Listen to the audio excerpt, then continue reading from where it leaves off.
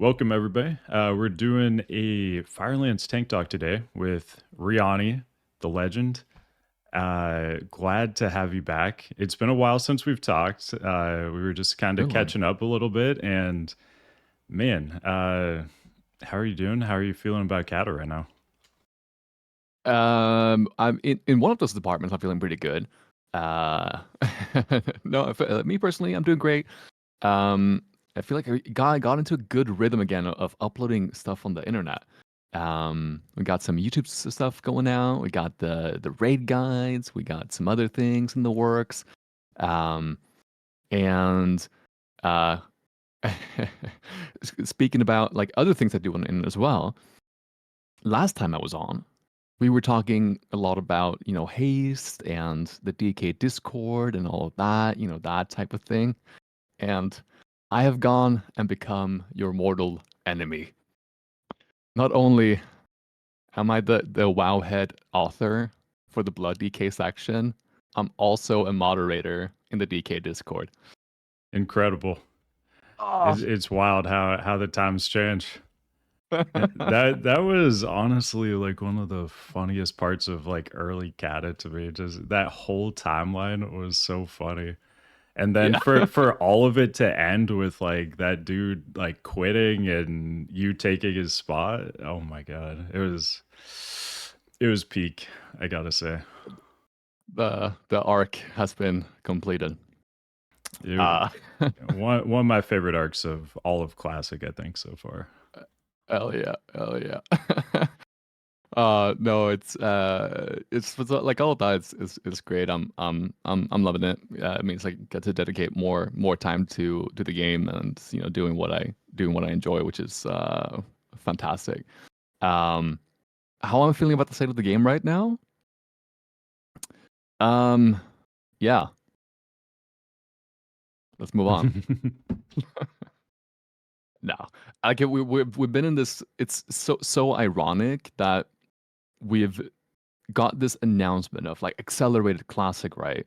It's like we know that this is kind of a expansion where not a lot of things happen, and let's speed it up. Let's get through the content quickly as we can move on to they haven't said it out loud, but still miss up an area, and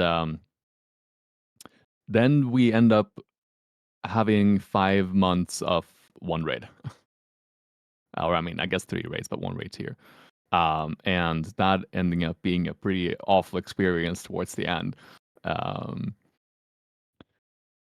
but yeah, there's definitely lack of attention being given to the game. Like Antti was saying here as well, it's not fixing a lot of the bugs. Like I still know, like Frosty Case are complaining about unholy or not unholy, but Howling Blast not properly hitting the targets and um, the the hunters not getting to get resets on their Call of the Wild that worked super properly uh in Wrath of Lich King, but somehow it doesn't work in Cataclysm and doesn't work 5 months later either.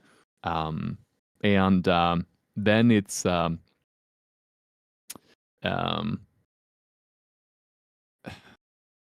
like they were saying in interviews before Cataclysm came out, that they were going to pay like close attention to how the meta was unfolding, and if different classes needed some extra loving, that they would come in and maybe do some fine tuning and adjustments and stuff like that. That they would do that, but of course, I mean, maybe they have been doing that because I think, like I was saying before, midway through this podcast here, we should probably just refresh Wildhead because I think the Prot Warrior buffs are coming in any minute now. Any minute now. Oh, Um, I think they just dropped actually. I just refreshed. yeah. Yeah.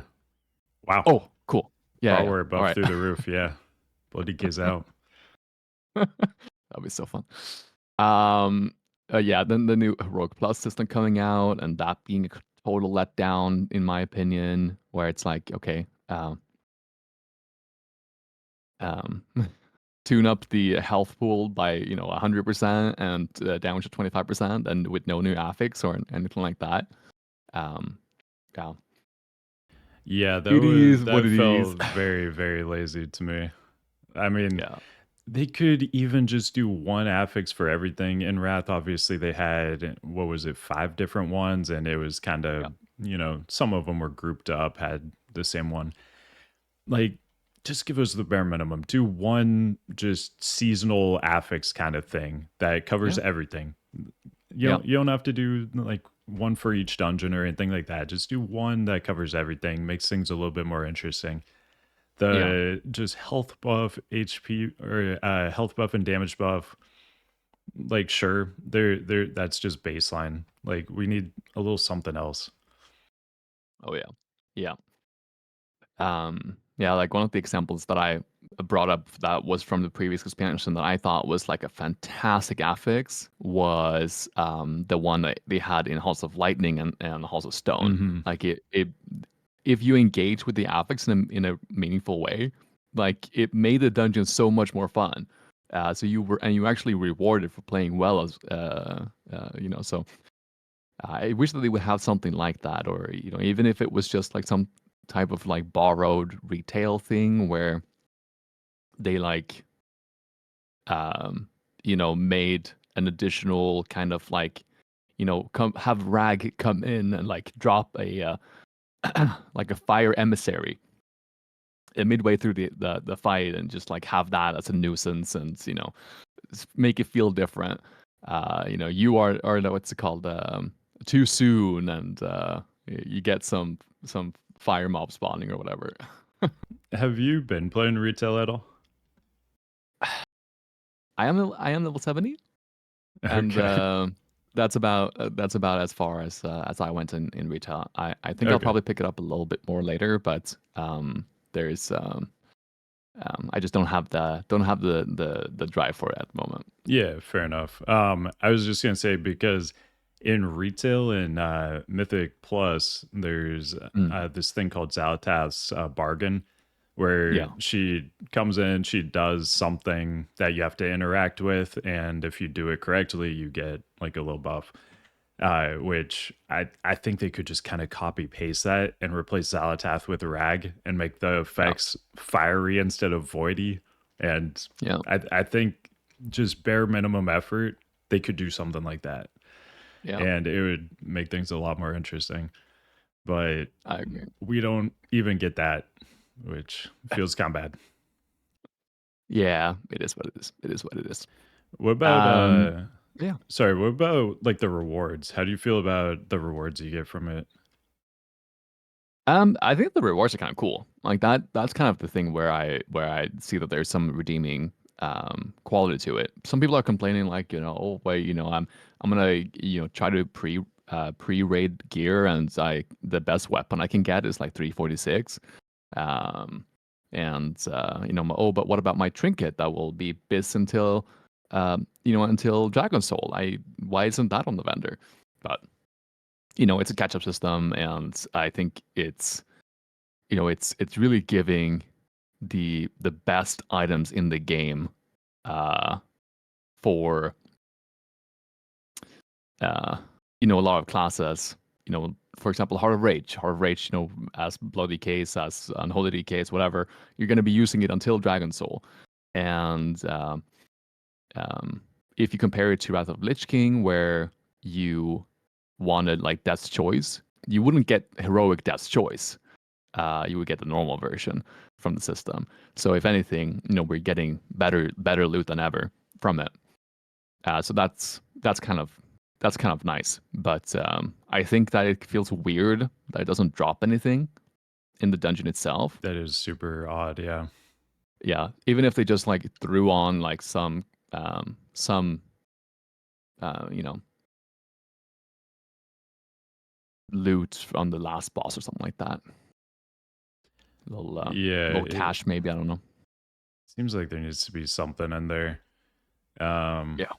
like it could even be, you add more of the ZG loot, you add that to the regular drop table, so it's way easier to get 353 stuff to the other dungeons, or just add normal raid, items to them, and then you Mm. give, fewer drops of, or you give more drops of normal raid items and normal raids, or you give a few heroic raid items in normal raids, but you give a lot more in heroic raids, obviously for past content, not current Yeah. content. Yeah.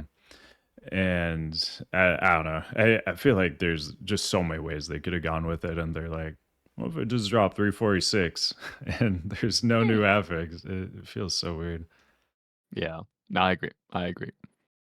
Um, but but yeah, I mean, we're talking a little bit about the affixes situation and how it's just like 100% more health and 25% more damage. Like I was running that shit on Clothiani. I don't know if you've heard about Clothiani before. I haven't. What is that? Clothiani is it's a blood DK that I made that is relegated to only wearing cloth gear. Oh, okay. Uh, I like that. yeah, so Interesting. just cloth gear, and um, that character went in and did these with absolutely no problem. Like never ever got close to dying. Um, Wait, in in full the cloth new gear on Blood DK? yeah full cloth gear. I think like 355 And item level, something like that. nothing is dangerous in there at all? No, What no, the no. hell? Yeah. All right, that's crazy. Yeah, yeah, Oh man, yeah, they gotta. I really hope they do something, but it feels like they've kind of given up on Cata, which feels bad. yeah, yeah, for sure, for sure. I mean, And if there's a silver lining with that if we cope a little bit, that maybe a lot of the resources are being put into Mist of Pandaria. They've just like taken the L on Cata and like shift the focus on the resources to the next expansion. But I think that's a little bit of copium. do you think Miss Pandaria is gonna do well? So the numbers we've gotten to right now in Cata, we're about to. We don't have the latest numbers for like last week on Yeah, Ironforge Pro, I don't think, but we were like just above 100K. So I think we drop below 100K on the next, um, data collection, and that feels pretty bad. Classic's yeah. never been that low before. Um, No, and like we don't even have a single server that's over 9,000 pop anymore. And in Wrath, there were times there was a server that had 40K pop, and that would be almost half the player base right now. So the number of players is just like dwindling, and it feels really bad. yeah, I think the perfect kind of phase length is about like 12 weeks. Around 12 weeks, yeah, people are kind of tired of the phase, they're ready to move on. So for the health of the game, it would be awesome if we could get new raids every 12 weeks. I know that's not going to happen because Cat is a unimportant piece of like a larger puzzle to them, where yeah. they have to fit in all these different content releases with different versions of WoW. I think even some other games they plan around too, like Diablo 4 stuff. I think they Mm, move things around based on that as well. yeah. But I don't know. It just feels bad. We're just like it feels like we're just sort of getting left behind. Like the things that are best for Kata aren't going to be done because other things are more important to them. Yeah.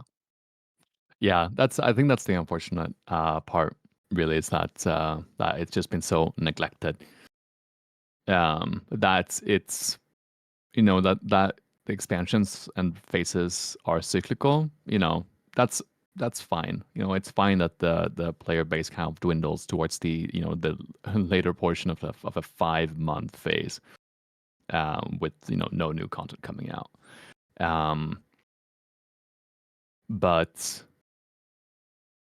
uh, to then also have the fact that there is nothing being done to address some of the issues that have been existing since the beta, and that we have like no interesting new thing coming out either. Kind of just is a recipe for disaster. The I think that there will be a bit of hype for Mop for a few reasons. I think a lot of people look back on it fondly, and even if they didn't play Cataclysm, they might be will interested to pick it up for Mop. A lot of people that quit during Cata, I think, would come back for Mop. Um, And then I think pretty much everyone who's currently still playing Cata would also continue into Mob. So I think the player base would be bigger, but I don't think we would be in a state where it's like, oh, return to glory days. Yeah. People who like us who creates the content on the internet, it's scary when only 100,000 people um, play the game, and then you also hyper fixate on tanks, and then it's like, okay, now we only have 15,000 people that play the Yeah. game.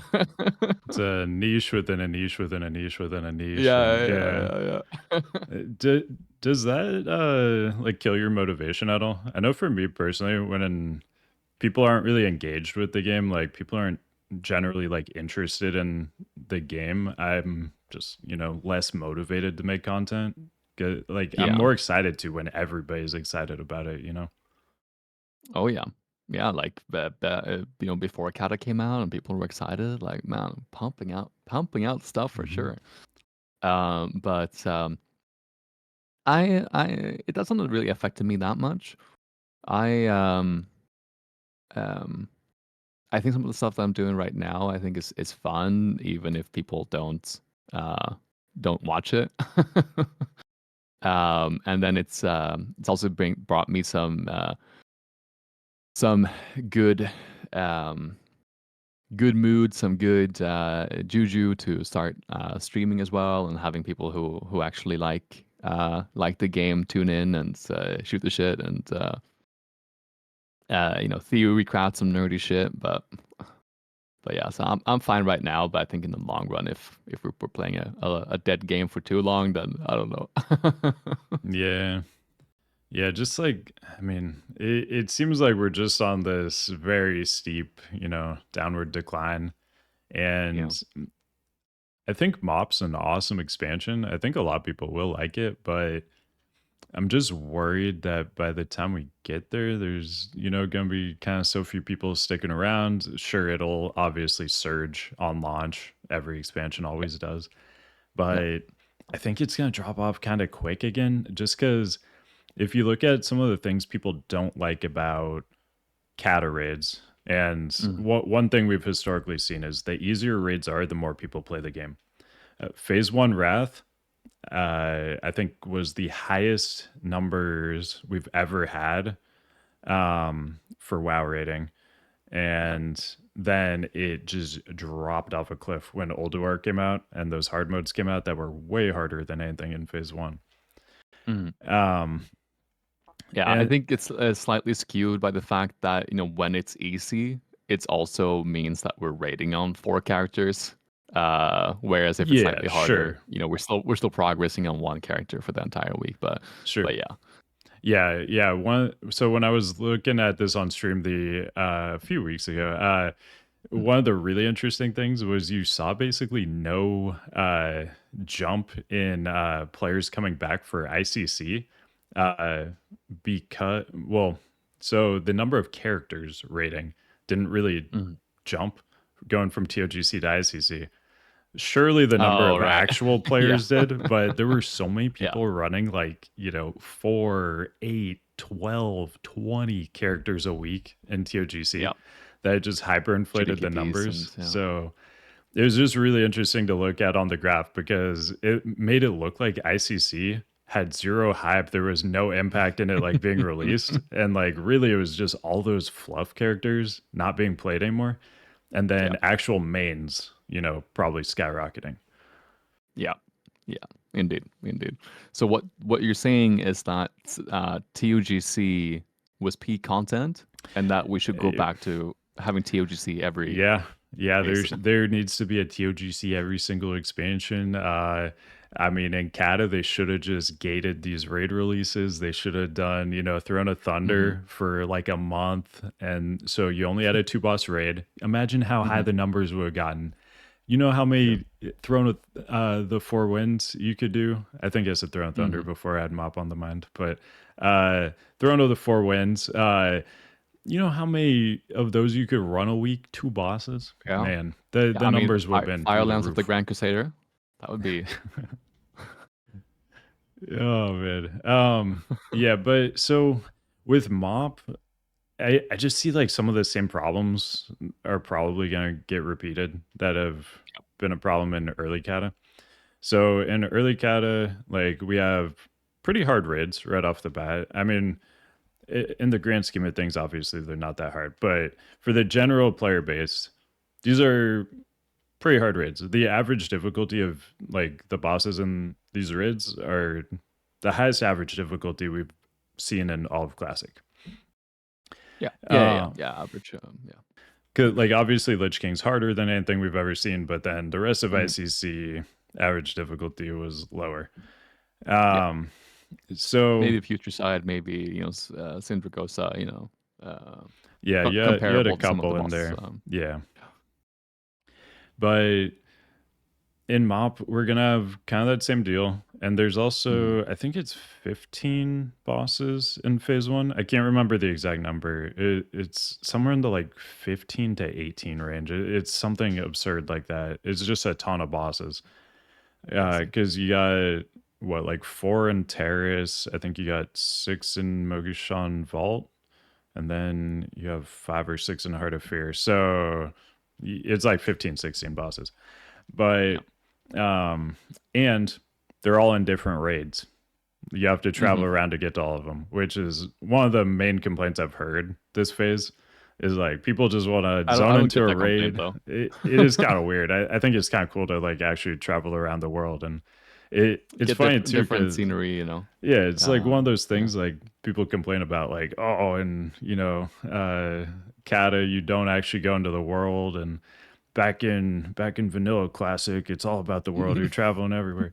And then we have this like raid tier where you actually like travel around all over the world to like get to. Takes 2 minutes to go from one raid to another. It's not even a like big time commitment, but that's one of the main complaints I hear. And I mean, that's gonna be back in Mop. We're gonna have that. We're gonna have the harder raids. We're gonna have just a huge amount of total bosses to get through too. Even Throne of Thunder is a good amount of bosses. There's a lot, yeah. I mean, I don't mind because it's a good ass raid, but it's it's a lot of bosses. One of the crazy things too is phase 1 of Mop has, I think, 1 fewer boss than we have for the rest of Cata combined. Like Firelands is 8, Dragon Soul's 8, 16 bosses left in Cata. 7, 8. Or 7, sorry, 7. Yeah. 15 bosses. And Mop phase 1, I think it's 15. I could be off 1 or 2, but yeah, it's just kind of crazy when you think about it in those terms. Phase 1 of Mop has as many bosses as we do the rest of Cata. Yeah. I don't know how we're or Miss Pandaria is going to be received. It's I do see that there is some problems, like the one you mentioned, that it might just be too difficult and too much of a time commitment for what people are expecting to get out of Classic. But what I will say is that I think the silver lining is that there is so much more content to do outside of raiding, and that is really, in my opinion, one of the biggest downfalls of Cataclysm is that once you are done with the raid, there's nothing to do. Absolutely nothing to do. And so the silver lining with Miss Pandaria is that you have challenge modes, you have some other grinds that you have to do. Some people, that might be a positive, that might be a negative.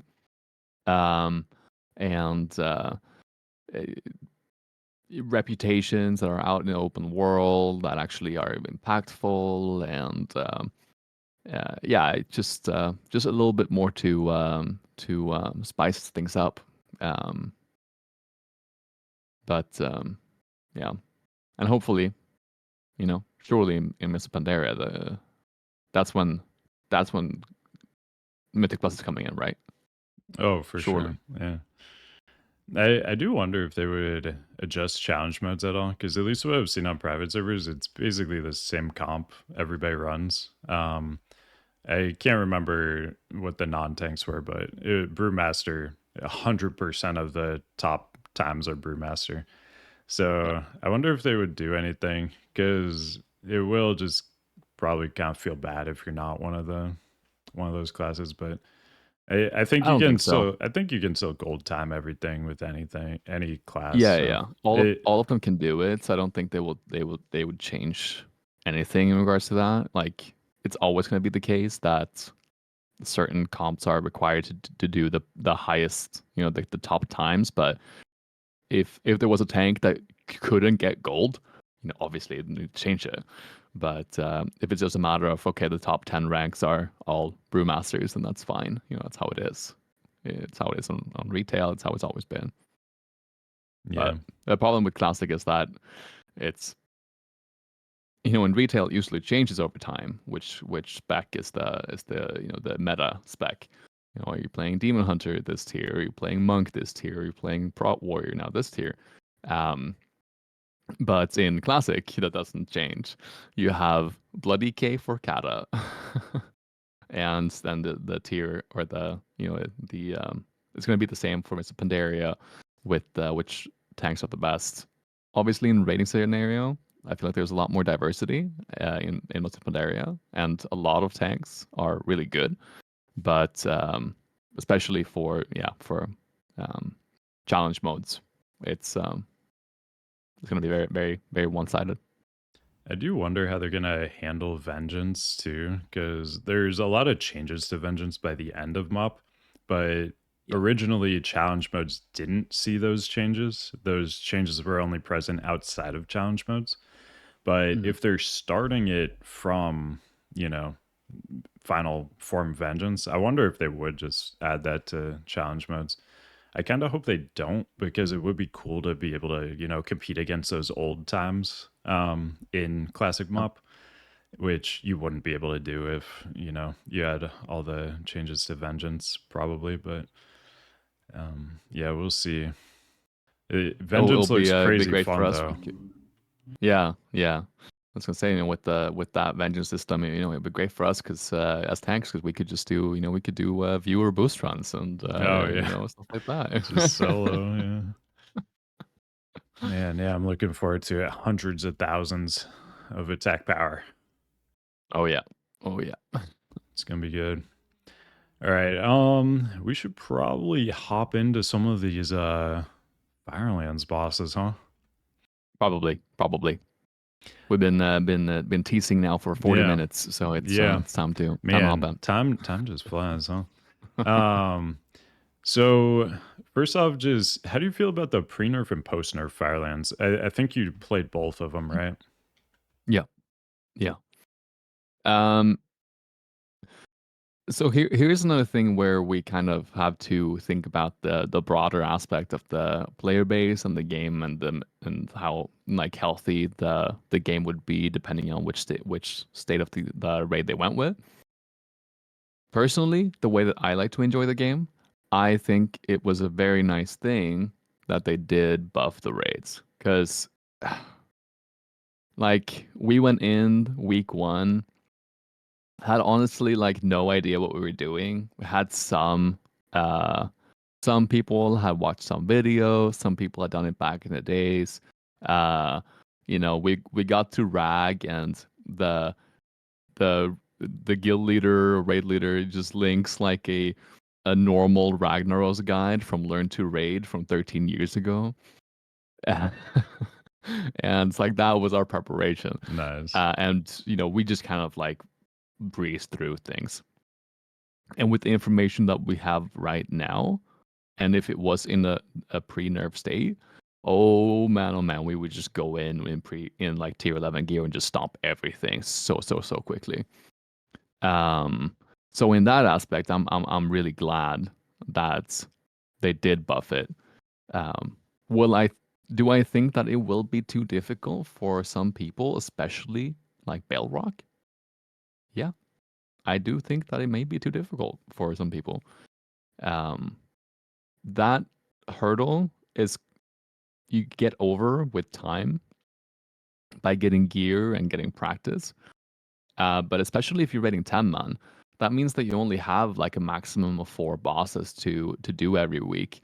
until you get enough gear, and if you don't get that much gear to begin with in 10 man, then you might take a long time to get through the hurdle. And then we'll see if how many people will actually end up getting down Rag, or if they have to do any type of nerfs or something like that to make him doable for some people that are not PTR sweats and whatever else. Yeah, so the first PTR, it felt pretty bad. It was just like more tier 11 bosses is what it felt like to me. But Yep. you're already fully geared from tier 11, so they're just Mm. all pretty easy. Yep. So waiting this long for a raid and then it being that, it was going to feel pretty bad, I think. But Yep. at the same time, we talked about the, player counts higher when raids are easier. And that was a difficulty level of a raid where I think the player count would have stayed at least, decent. This newer difficulty, I think it's gonna really tank the numbers. I'm super looking forward to like the harder bosses. I want to do them and Yeah. as close to their original state as Blizzard will give us. I mean, obviously we don't have geysers on Rag, so we're missing some stuff, but as long as it's pretty close to the original version, I think that's awesome. That's what I'm here for. I want to, re-experience these fights as they were or as close as we can to how they were back in the day. Yeah. And this harder version, though, I mean, I think it's going to be too hard for a lot of people. And most people feel like they need to be able to fully clear the raid and get the best gear in the game. Otherwise, they just quit. Yeah. So Yeah. Indeed. I think it's going to tank the numbers, but I'll enjoy it for what it is myself. Yeah. Yeah. Yeah. That's kind of where I come down on it as well. But if from my testing, like I have to remember that I am in a bit of a dad guild. I think we're in the upper percentiles. I think I think we put in a lot of work because a lot of people think that they are in the top percentile or the sweaty gamers. But even with our limited understanding of a lot of the fights, um, I feel like we were able to get through it very easily after some time and just getting the practice. And I think that a lot of people will do the same, at least for the first four bosses. Um, and someone said that you could do Baleroc normal and then go Majordomo heroic. Yeah. So that Yeah. means you can Domo make is 5 way on heroic. easier. Yeah. Um, I forgot to ask too, how far did your guild get the last PTR, like once the buffs were in and everything? Yeah, we did 6 out of 7, and then we didn't get super far on Rag, because we had like a full day of like wiping on Baleroc. Okay, yeah. Yeah, Yeah, the and buffed then Baleroc once we figured it was, out, we killed it on the second or third try of yeah. the evening. Yeah, we also got 6 out of 7. We did a lot of rag prog. We had only a few pulls into the final phase though. So I think we'll probably get it by the end of day 1, but when Mhm. it launches, but at least week 1 we should get it no problem. But Yeah, I saw you got some pulls into the last phase while we watched the VOD a little bit earlier. yeah, yeah, it's I mean, it's an awesome fight. I really like it. It's definitely up there. I like Hero Glitch King a lot more personally. Just Yeah. I think it's a way more fun tank fight. There's a lot more emphasis on the tank doing things correctly on that fight. There's so many different things. I mean, Hmm. there's like at lower percents, 0% HLK. The frontal shriek that the Raging Spirits have is like super deadly and silences too, obviously. Yeah. So you're, constantly, watching positioning and you probably have some of those up while you're doing the rest of the fight, after the intermission ends. So juggling those while juggling LK himself with the Soul Mhm. Reaper that can potentially insta kill you. Oh And yeah. man, I really liked that fight. And then just, the lore stuff too, like the Lich King. I mean, the Mhm. reason a lot of us got into WoW in the first place was Warcraft 3, Frozen Throne. Yeah. So being the culmination of that just made it even better. But Yeah, and I I do think it's genuinely a good fight as well. It's so interesting as a tank, especially you have so much responsibility that you don't have on Rag. phase one as well, just like how interesting the whole ghoul and plague part of the fight is. Mhm. That's such a unique tank assignment that I don't think we've really ever seen anything like that before. So Yeah. just an interesting fight all around. I think as a tank, it was always my favorite. It's still my favorite tank fight we've had in Classic. Yeah, same here. Not to mention just the Lich King himself, you know, one-shotting you with his normal auto attacks in phase one if you don't have proper Oh cooldown yeah. management, or proccing Wilt and Acropolis on every single auto attack as a bloody K. Yeah, even in phase two, because there were many logs people asked me to look at. They're like, why did Hmm. I get insta killed by Lich King in phase two?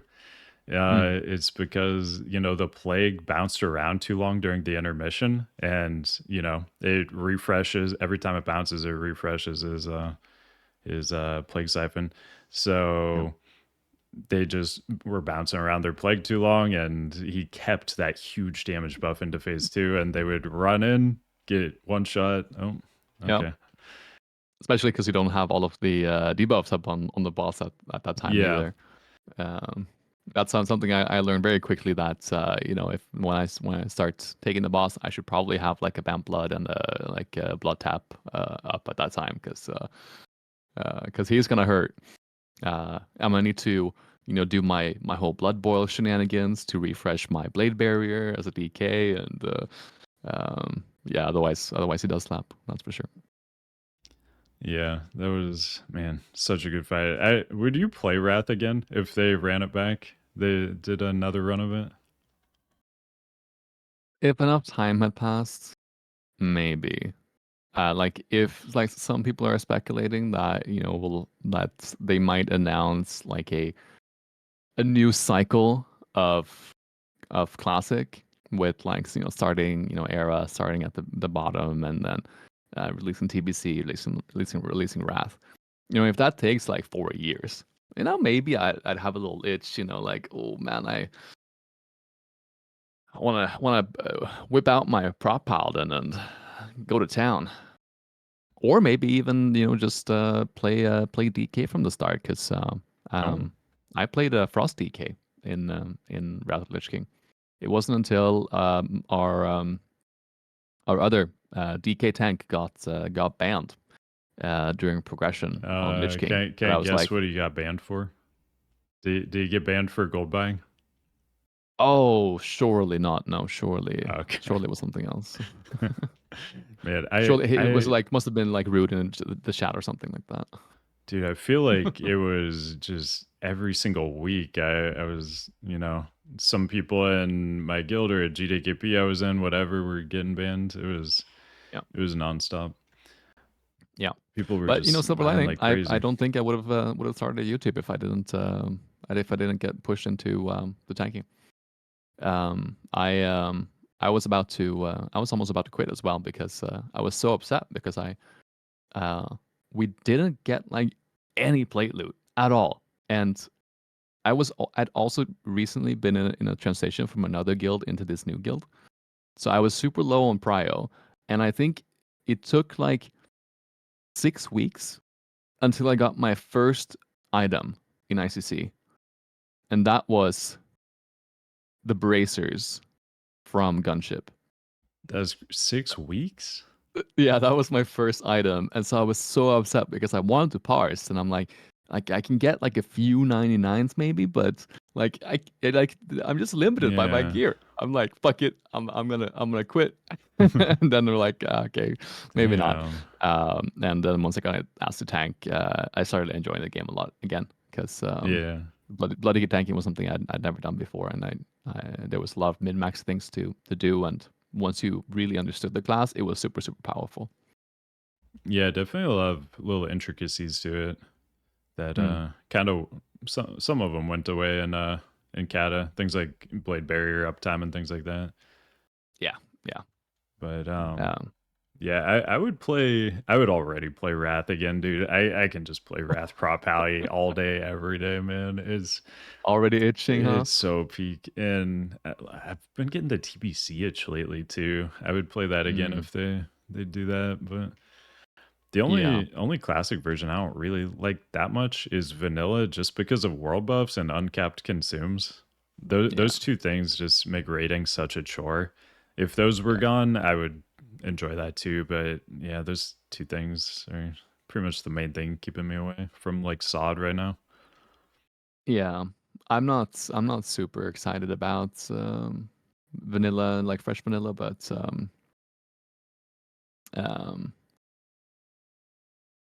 it was the only expansion now in the classic re-release that I didn't really play. Like I played super hard at the start, and leveling up to level 60 was so much fun, like reliving the glory days. But at 60, I just didn't enjoy that much. But yeah, like if we did some type of like actual like classic plus type of thing where it's not like, you know, Season of Discovery, spells up the wazoo and healing mages and stuff like that. But actually, like, okay, paladins, so you stay the same, but now you have a taunt. Um, stuff like that. Maybe building on the world a little bit, like lore wise, and Hmm. maybe like even a new raid or something like that. I think that would be cool. Yeah. So on a previous podcast, Hando kind of was saying that something like that is coming down the pipe right now, and it'll probably get announced at this Warcraft. What are they calling it? The Warcraft Oh Direct. yeah, yeah, Warcraft Direct, I the think.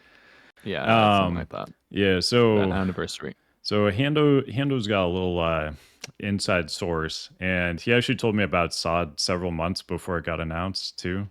So I believe it. He's saying though that it is going to be a classic plus thing. It's going to be more of a uh, you know what horizontal kind of thing than a vertical thing like we had with Mm. sod, where it's like, what if we just spike player power through the roof, you get all these like mop abilities and stuff. And Yeah. it sounds like the classic plus thing they're working on is a much more restrained thing, and it's more about fleshing out the rest of the world that wasn't completed and things like that. So That's cool. which I think is what a lot of people were looking for in sod. So Hmm. I think it'll do very well. Yeah. I mean, I enjoyed the hell out of Sod in phase one, but after that, I didn't enjoy it as much. It just got a little bit too bloated. Yeah. Yeah, and just for me personally, knowing that that crazy world buff and uncapped consume meta was waiting at the end of everything. Oh yeah. Um, I mean, you kind of had to do that anyway each phase too, which like Yeah. kind of reminded me how much I hated that. And then knowing it was just gonna be what I was already doing, just on steroids by the end, like it just wasn't for me. But it if Yeah. they have some kind of version of vanilla where there's no world buffs and uncapped consumes, I would be into it for sure.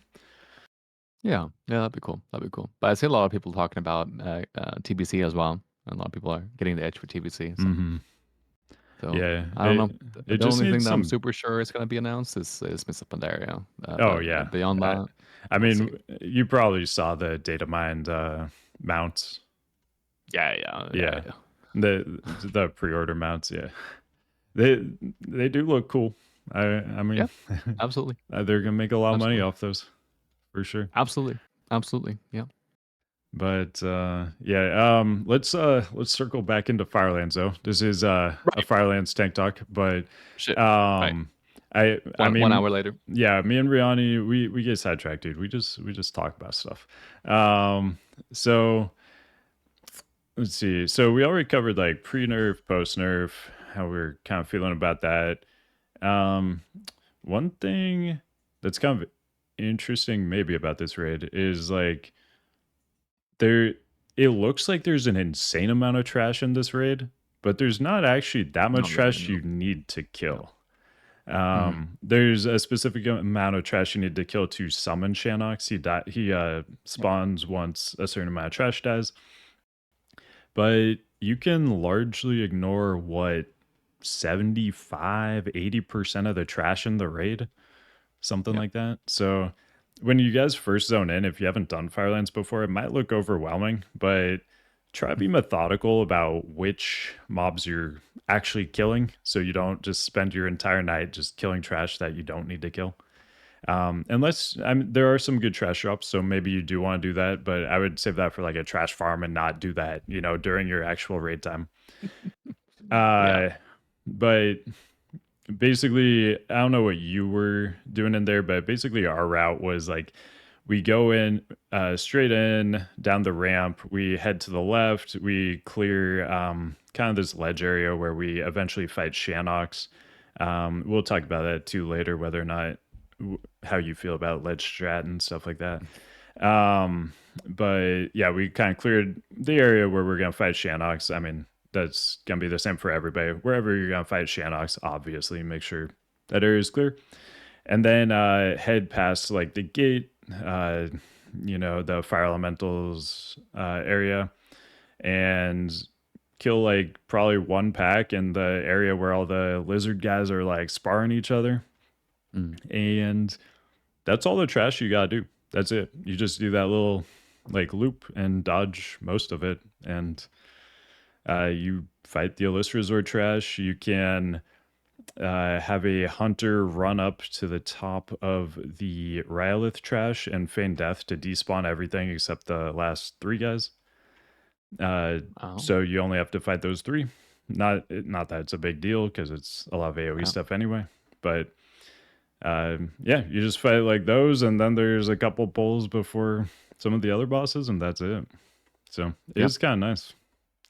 Yeah, I mean, once you get to Baleroc, there's or like I guess once you're done with Alysrazor and Rhyolith, and you go up to Baleroc, you go up to Majordomo, you go up to Rag. There's basically no trash. Like they have a few, like there's a pack before Majordomo.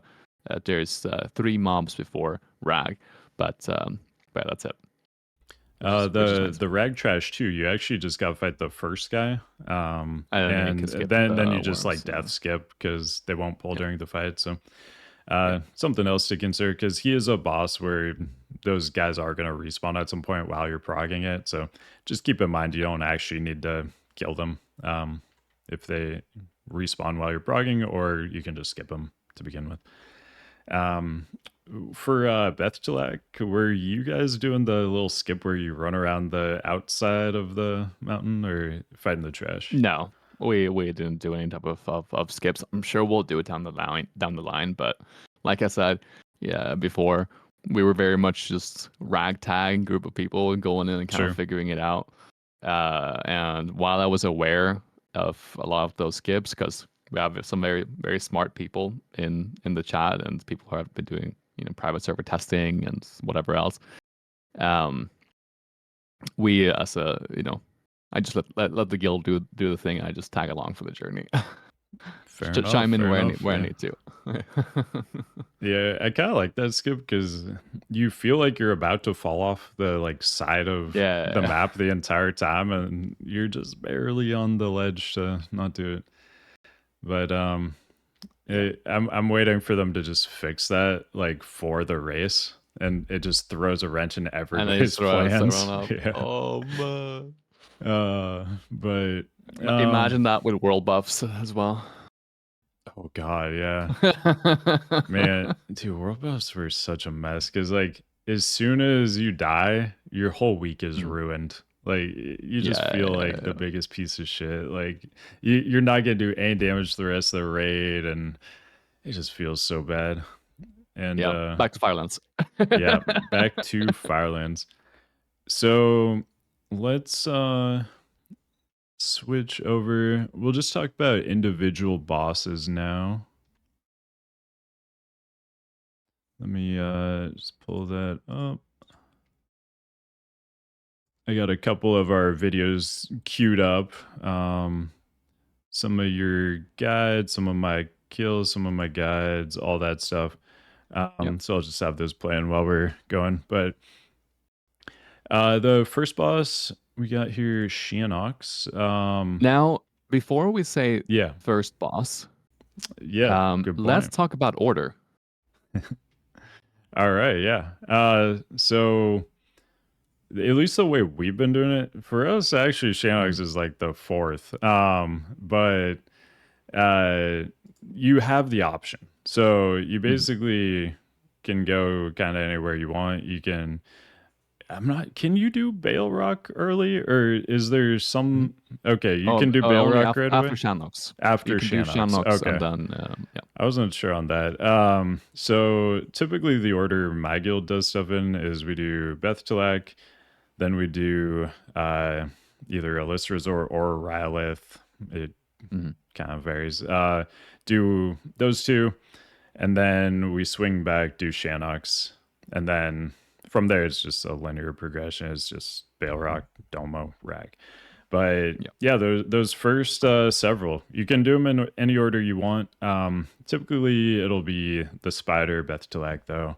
A lot of people will choose to do that first, but um, But Shannox, now yeah, now you're I think you're coming at it from a perspective of like a high-end guild because okay, trust me, people that are mm. gonna be coming in as casual raids Yeah, and yeah, yeah, starting with Beth'tilac are gonna get a rude awakening. that's true. Goodness Yeah, yeah. gracious. Goodness gracious. Yeah, absolutely. I wasn't thinking about it in those terms. That's a really good point. Yeah, let's actually just start with Rylith because that is the one like everybody's gonna do first. Like anybody who has zero experience, they'll start with Rylith. Easiest boss of I'm coming the at this raid. from a farm perspective right now. Like I'm like, this Calm is the down, the order raid isn't out. we always It's do not out, everything bud. in. Yeah. um. So yeah. So Rylith, how do you feel about this fight? Uh, it's fun to be at the top of the damage meter. Nah, I mean it's a pretty boring fight as a tank. I see you doing on 10 man here, and you know you have two tanks, which or do you? Or maybe that's normally. Yeah, we had two. It was one of those raids where it's like whoever's Yeah, available, we're getting in, yeah, and the person available to tank is a blood DK with no off spec, so we make it yeah, work. We're gonna do less yeah, damage on the easiest fight. That's it. yeah. But yeah, I mean, there's as a tank, there's really nothing going on. You can min max a little bit with the elemental on how you decide to use your dancing rune weapon and like store runes and like use cooldowns and whatever else, and of course where you tank it as well. Like making sure that you get some passive cleave on everything, like you're doing right here on the clip. I'm a little bit behind, so I'm not really sure where you are on the stream when I'm watching it, but Oh yeah, no worries. um, yeah, it's there is a little bit of stuff to be done to like mid max, but like you said, it's the easiest fight at the raid. You're not really gonna need to mid max too much. It's more about just steering it and getting it right and picking up the ads and not having them wail on the rest of the raid. Um, Speaking of picking up the ads, though, those sparks require you to have some like FPS reactions. Sometimes they just like start swinging at at a range right away. Uh, Really? I haven't seen that yeah, at all, I don't actually. know I don't know if you've noticed it, Uh-uh. but it doesn't look like it here when I'm watching it back. But sometimes they just like they spawn and they slap. It Hmm. could have been fixed maybe in the last uh, PTR or whatever, um, and maybe it's something that triggers it, like once they get hit or something. Hmm. Yeah, it could be. Um, yeah, but yeah, sometimes you're gonna have quick reactions on those sparks. Yeah, Have one some. thing I found that helps too is you just change their nameplate color in Plater because there will be lots Yeah, of nameplates all over. Because you got yeah, these oozes coming in, you potentially have the little ads out. I can't remember the name, but there's a decent amount of fragments. nameplates. Yeah, decent amount of nameplates flying around in this fight. So any fight like this where there's a specific mob I need to pick up, I Mm, always just change the nameplate color. Makes it super easy to pick it out of a group of a bunch of nameplates. You don't have to spend time like reading names or anything. It's just boom, there it is. So I yeah. just change it to for some reason Hunter Green is like always at the top of my like nameplate color list. So I pretty much always change things to Hunter Green. But Gotta kill those that hunters. yeah, Here you see, exactly. it's going wild on your range there. Oh, was he on the range there? Oh, oh yeah, yeah. Shit. I need to remember that we're not in sync here. But yeah, he was going wild on the range there for a little Okay. bit. Yeah. Um But yeah, I mean, easy fight. You just, pick up ads, try to keep them close to the legs for cleave. The big guy does do an AoE around him, so, try to position it so it's close to the legs, but not on top of all the melee, ideally. And yeah, the end of the fight, it lasts like 10 seconds. So, Yeah, just as soon as he activates, just start running all your CDs. And by the time, before they even wear off, he's probably going to be dead. So, yeah. uh, yeah, And one simple thing to fight keep in though. mind as well is that all the ads that are up when he transitions, they despawn. So like, Yes. don't go like, pump all your damage into the spark, and then it despawns with the when it's at 20% or something. Yeah. Yeah. Yeah. Keep an eye on the HP of the legs because when it is close to pushing at 25%, you just don't even want to hit ads at all. Yeah, All right. And then gear for that fight, just damage all the way, right? yeah, yeah, yeah. I mean, you don't have to like go 60% mastery or whatever. But yeah, you would use your like your balanced set for that boss. I would say you can go a little bit more offensive if you want to swap an extra DPS trinket or something like that. But yeah, Yeah, there's really no incoming tank damage here.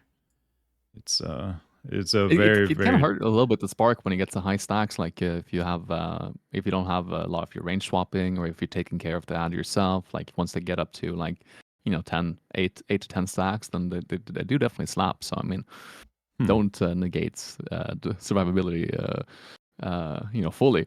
But yeah, you definitely don't need to go full beef or anything. Yeah, I didn't really find them to really be dangerous at all.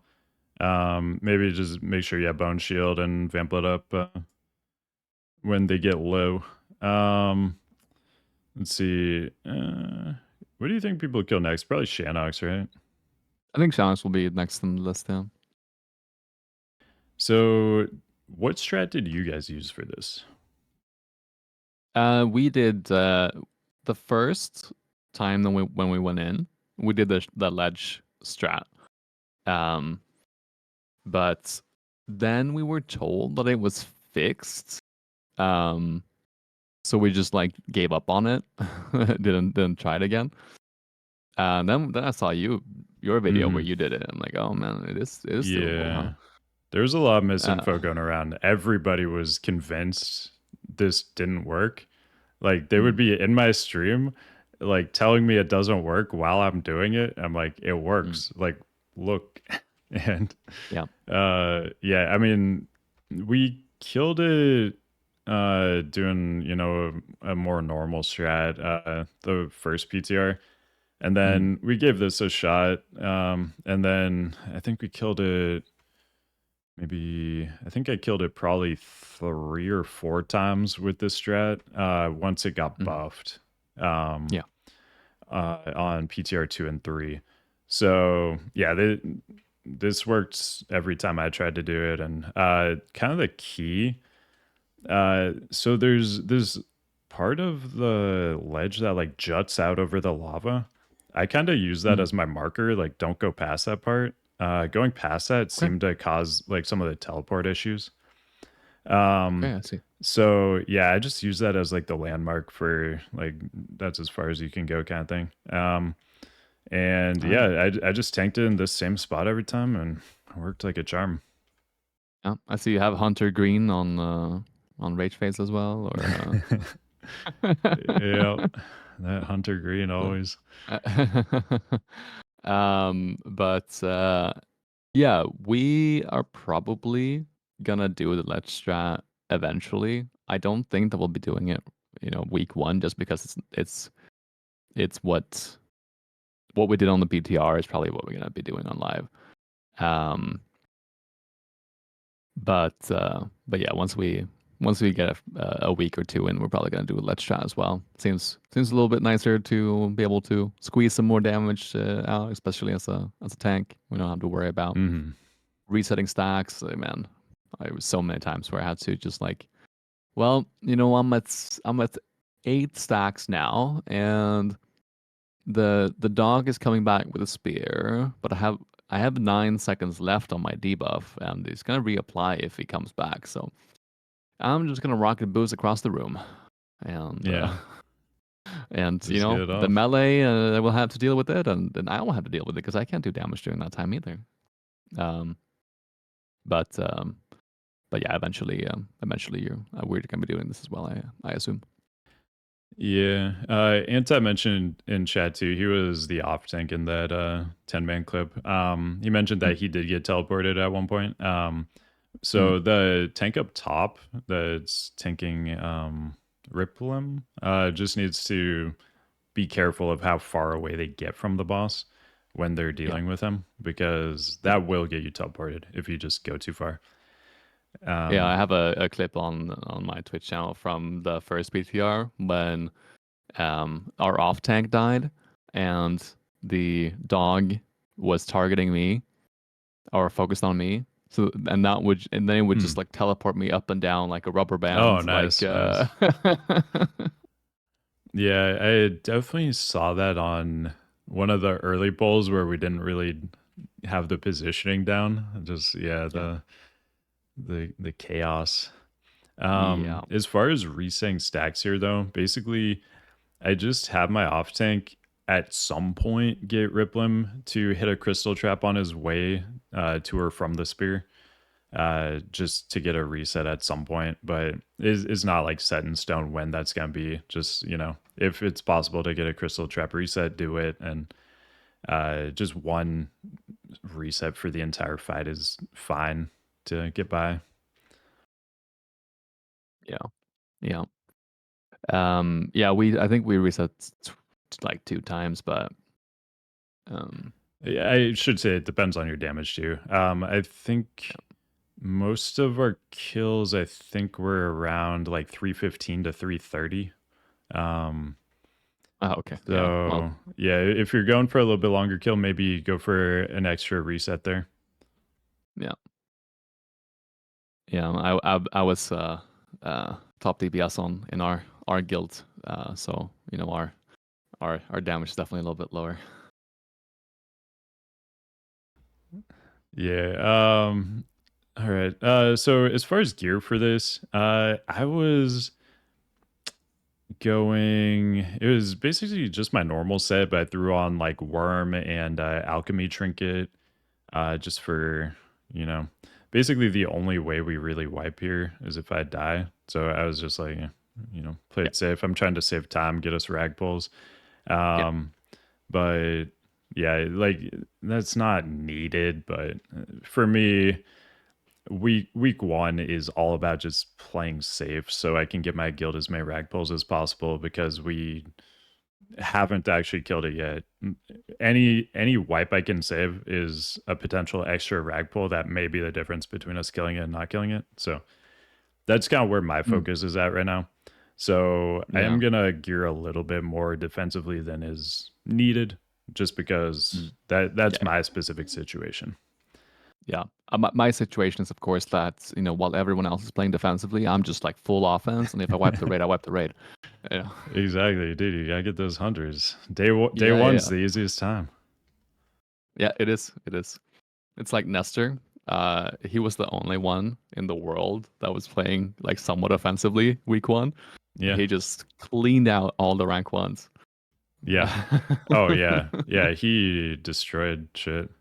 That when I Yeah. saw like his logs, I was like, damn, I'm playing Blood DK the wrong way.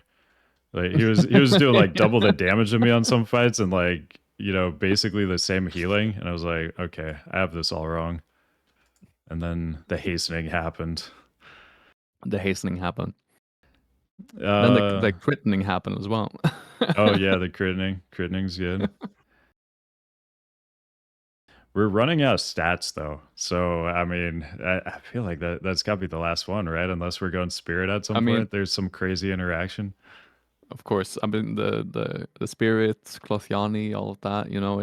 It's coming. But I mean, in Firelands, I guess you could say it's the expertising. It's happening Ooh, yeah, yeah, because because we have a lot. expertise overtakes crit as your best DPS stat. Yeah, because in tier 11 we had a lot of fights where expertise randomly like didn't have value. It's like things like So Sinestra where many. she can't even parry. Yeah. And then you have very Maloriac, yeah. frontal, um, magma, uh, the Alakir from behind, uh, Atramedes when stunned, um, council while channeling. Yeah, Yeah, there are just so many things doing against expertise, but Yeah. trying to off the top of my head, there's not too many in Firelands. Yeah. And also the Alysrazor ads, I think they're boss level, right? So you would, No, or they're are they not? Okay. no, they're 87. Okay. So expertise is not great for that fight, Yeah. but that's one fight that's for sure not gonna be Mm-hmm. counted towards logs. So Yeah, right. Yeah, I was just thinking about like the fights that wouldn't be counted, and man, if they even take out a couple bosses, it's only a 7 boss raid. Starts looking like yeah, TBC phase 1 pretty quick, where you had yeah, Mag, Gruul, and hiking. yeah. All right, let's look at Beth'tilac next. So the clip I have up right now is just a top POV tanking. I also have bottom POV. Blood DK is awesome at tanking the top because it allows you to send one fewer healer up there. And down the line, we might even be doing a little bit of solo tank stuff up there. Maybe see what happens. I haven't really found that the tank damage is necessarily why you would send up one less healer since they buffed the damage on Ember Flare. Um, I found like the AoE it's quite intense on 25 man if you have like 8 or 9 people up and you only have one Hmm. healer. Yeah, definitely raid dam. But like if you're sending up somebody who's not a blood DK, like you're sending a Prot warrior up there, they are gonna need just their own healer basically, Of course. probably. Yeah. Yeah. Um yeah, but I mean up top, pretty simple. You're just, dodging meteors. Um as far as gear for this fight, I like just balanced for it. Mhm. You could go chonky if you want, but I don't think it's really necessary. I think like balanced is better. And if you did need that extra survivability, you would just have the other tank in the final phase actually use their defensives and tank the boss for a little bit. The way we've Yeah, been instead doing it, of at tanking it least. 100%. Yeah. Yeah, the way we've been doing it is, the off tank just taunts the debuff, and then that's all they're doing. They aren't Yeah. actually tanking the boss. So instead of gearing more defensively, I would just keep that higher damage stuff on and just have that tank the boss a little bit. Use their defensives. That way you just get a little bit more total value, I think, out of your gearing. Yeah, I think as well that you're the person in the raid with the highest uptime on the boss. Uh, and the damage that you do in phase 1 is that's going to translate into a much easier time for the raid in phase 2 with the ramping damage and all that. So squeeze out some damage in the phase 1, but like don't go overly offensive, because he can of course definitely slap in the last phase when it gets to high stacks if you don't use your cooldown properly. Yeah, the damage does get pretty big. And one thing you'll learn too, so you really got to keep an eye on that. Is it Ember Flare? That's the name of it, the pulsing AoE. Yeah. You got to keep an eye on the Ember Flare too, because like as tanks, we get used to, the melee swings. Like you kind of know like when to expect damage, even without a swing timer. Like you just get in the rhythm of when damage is happening to you. And that Ember Flare, it'll just like hit at a time, like if you're not watching the timer on it, it may hit right as a melee hits or right after a melee hits, and it just ends up being a huge burst and throws off the rhythm of the damage you're taking. So that is something you really should be watching. Keep that in mind. And as a blood DK, the timer lines up really nicely. If you press your AMS right as the timer for it is coming up, you can actually get 2 Ember Flares with 1 press. So that's really key if you can time that. Yeah, that's nice. That is nice.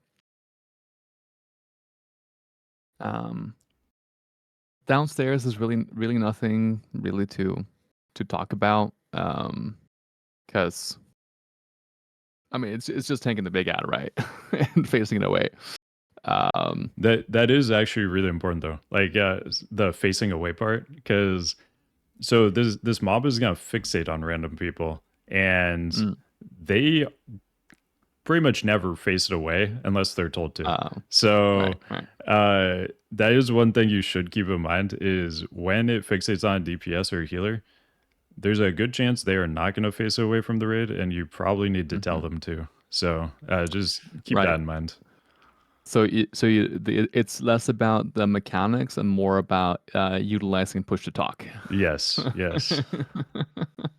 Yeah. And then when I pick it up, I try to like take it sort of sideways. Like don't just bring it like right into the raid. Like try to take it like kind of sideways, and it'll breath, and then you can like pull it into the raid, pull it back out to get the position you want. At least the way we were doing it, it was like we had everybody stacked on star, and then the hunters were doing their thing at the 3 sides of the room. Yep. Yeah, and just I mean, try to taunt all the spinners you can. You're not going to be able to move too much, so prioritize obviously the ones close to you. Tell other people to prioritize the ones further away from the mob. Because anybody who does get fixated, they just need to run right in to where you were tanking, because the mob gets a huge damage debuff when it fixates somebody. So it is not going to kill them. They do not need to kite it. No. They just need to run to where you as the tank have been tanking it, and you're golden. That's all you need. Yep. Yeah, indeed. Then in the last phase, do you prefer to do the like have off tank taunts for the kiss and then you taunt back? Yeah, Or? that's what I've been doing. I pretty much always play with the feral druid, so they get the most benefit of not actually tanking bosses, also of any So do tank. we. So yeah, I just have them taunt it so they can go cat, do as much damage as possible. For positioning, just keep in mind that they are doing an AoE around them, and it's very, very important that they are not hitting the raid with that. They also shouldn't be hitting you, but if they're hitting the raid, it will very quickly be a wipe.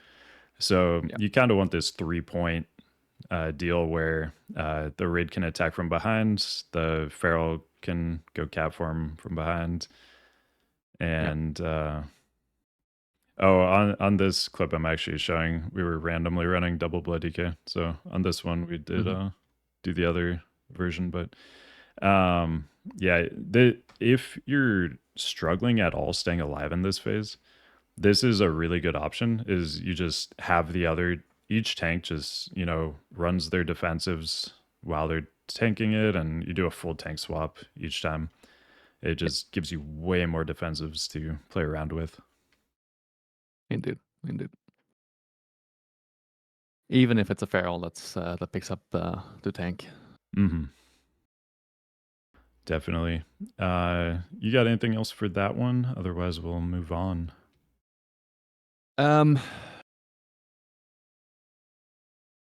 Not really. I think the big thing is like use taunt and grip to get the spinners down.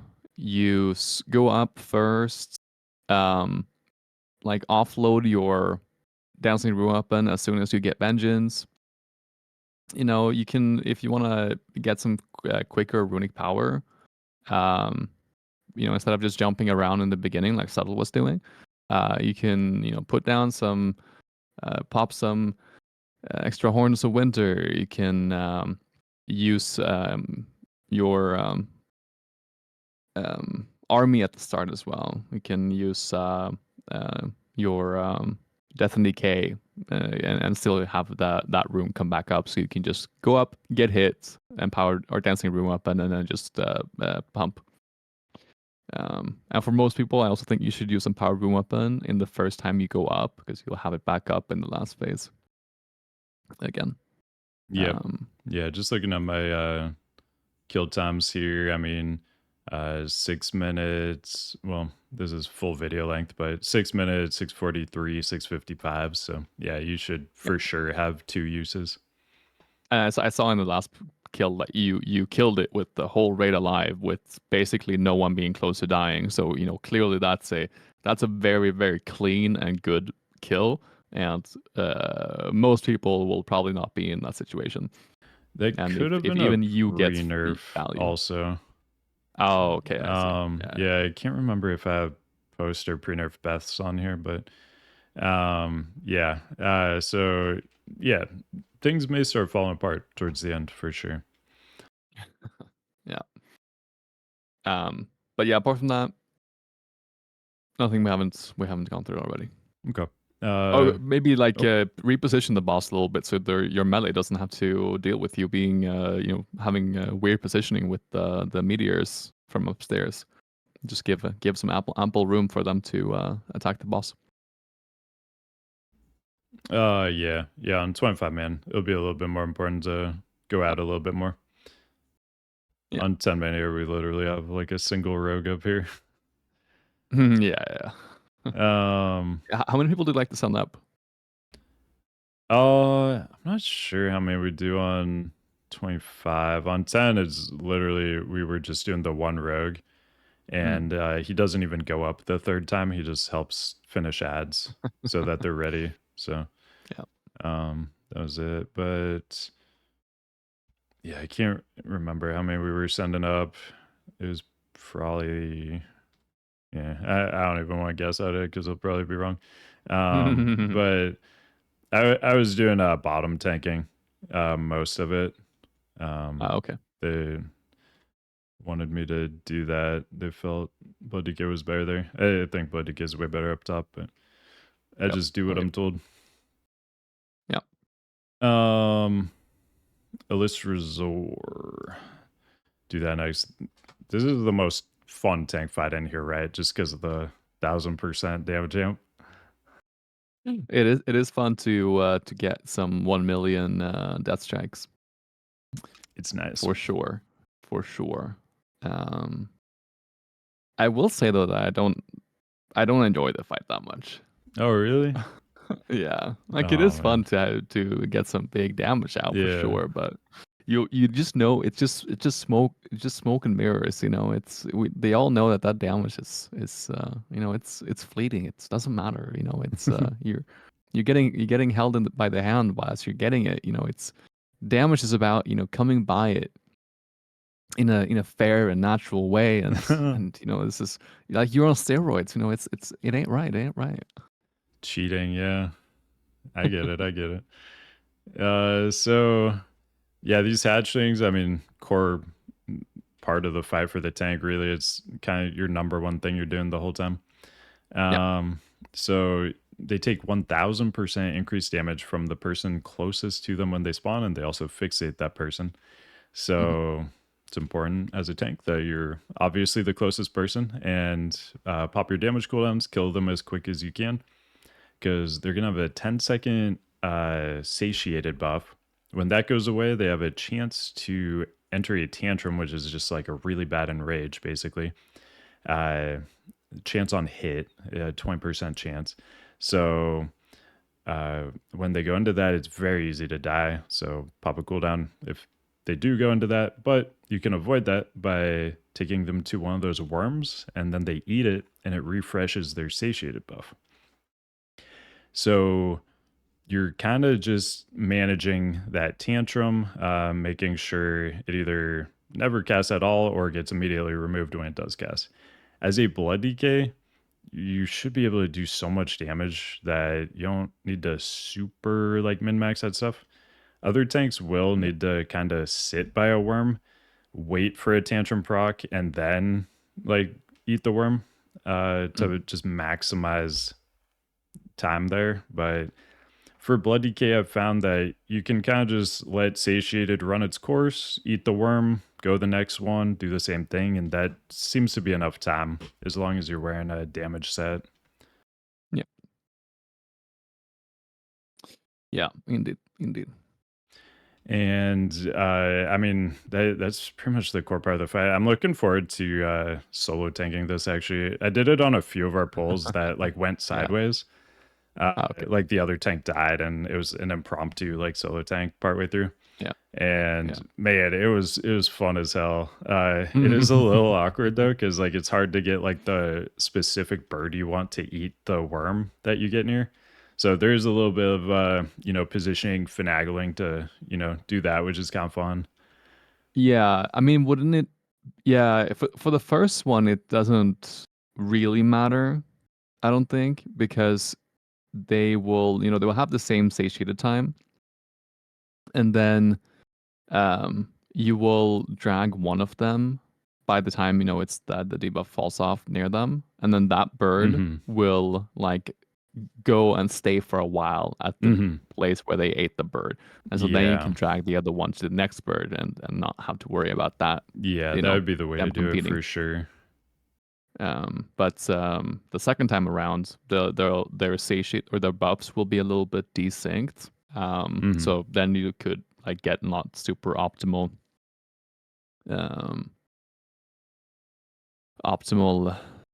usage out of the worms, but yeah, it's gonna be like a for fun thing.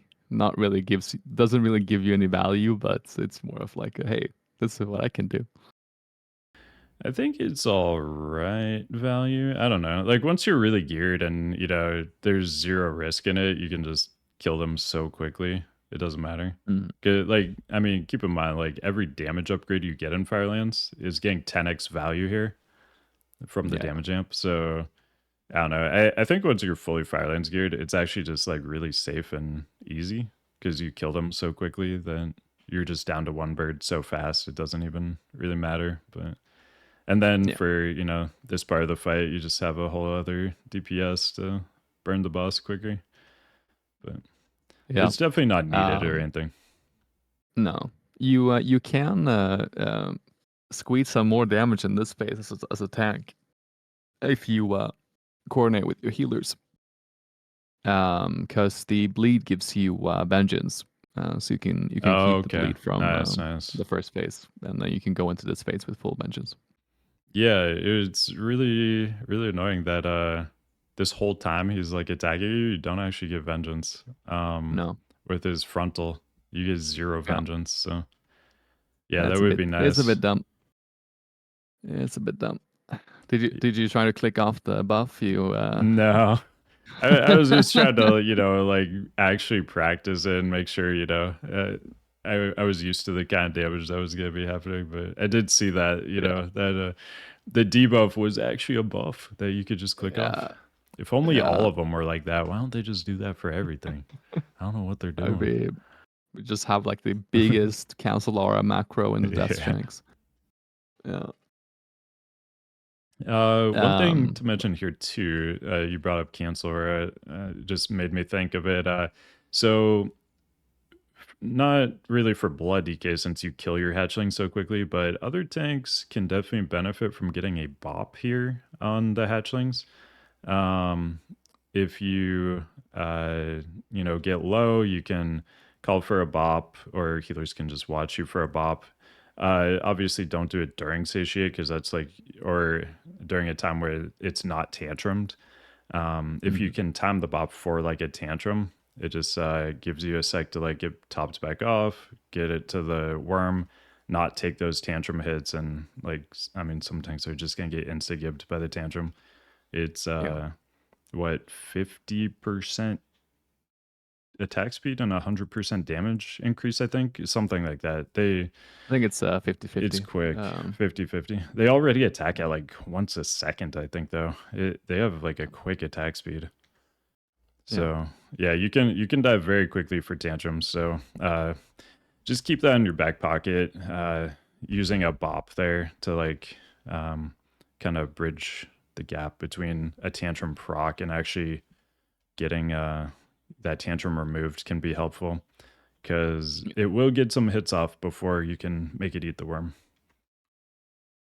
yeah. And if you're playing with like a druid or a paladin or whatever else, then just communicate that you're fine on your bird. And any extra help that is needed on the ads, have that on the other tank, because Yeah, you are fine. You are fine.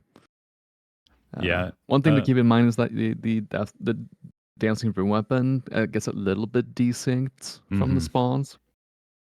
So you can use your first dancing room weapon on the first one, then you can use like 5 or 10 seconds later on the second one, and then on the third one you can use it and get value. But if you get vengeance to do damage during the burn phase, it's probably better to save that dancing room weapon for the burn phase and blast the boss with it. And let's see. Yeah, I think that I mean once you kind of get the hatchling part down, that's really kind of the whole fight. Um Mm. the other parts there's not too much going on. It's just hide behind meteor. Um I mean, you can help out on these elf ads a little bit when your hatchling dies. But the most important thing is to get the rings during the tornado phase. Oh yeah, for Yeah, sure. yeah. So you can get that haste for your death strikes. Heal like Get that crazy. damn. One Oh, thing damage, right, yeah.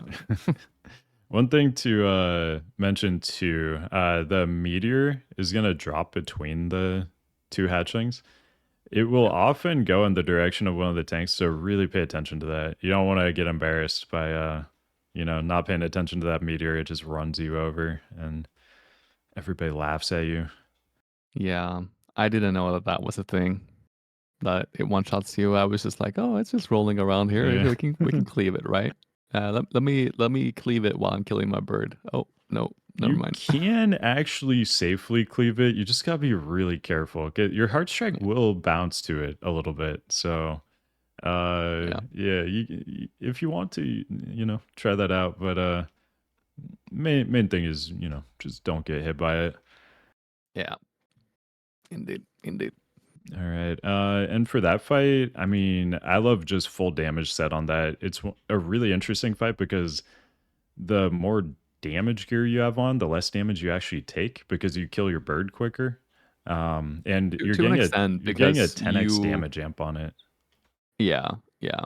I mean, I agree, but it's like to an extent, because as long as you're killing it within the window um, of you not leaving the not leaving the satiated windows, it doesn't really matter if if you squeeze out more damage after that. But I do agree that you would at least want to go with a balanced set, and um, to which to some, when I say balance, to some people that might be an aggressive set, but yeah, maybe not still just like completely give up on any mastery, but but still definitely more offensive. Probably double DPS trinket even on 25 man. Damage is definitely good on that fight. Yeah. Yeah, more so I think than any fight we've seen is definitely an interesting one where you get so much additional value from every little bit of damage you can add. Yeah. Okay, so next up we got, let's see. We already talked Shannox, right? We got Baleroc. Mhm. Okay. Let me pull up my Baleroc. Baleroc. That's a big one. Big one. Yeah, this is I mean, first fight where I'm gonna recommend people actually go tanky for. Yep. It's it's a doozy. We haven't seen a boss that hits like this in a very long time. Think like Algalon, Hero Glitch King, that kind of thing. Yeah. Maybe even more. This is for sure the hardest hitting boss we've seen the entire expansion. And yeah, you will want a different set than you normally wear to prog this boss. Yeah. If you're like us, you mostly wear haste gear, you're, rocking 70% or fewer mastery most of the time. This is not the fight you really want to do that. I found it was pretty valuable to actually time death strikes here.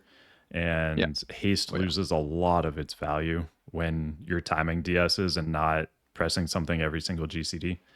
So this is a fight where mastery is going to be a lot better for you than it has been the rest of the expansion. And I mean, some of the damage you take here is going to be nuts. Oh, My yeah. craziest death was I died from 80% HP instantly. It was Yeah. like 2 melees at the same time, no The CDs synced melee active. attacks. Yeah. Yeah. So yeah, he Baleroc dual wields. It doesn't exactly look like it because he has one sword, but he like whacks you with his hand, I guess. He So has two swords now. It's okay. oh, okay. They fixed it. Okay, The good. important fixes are in. Yeah, it was just interesting. He literally is just like slapping you. Yeah.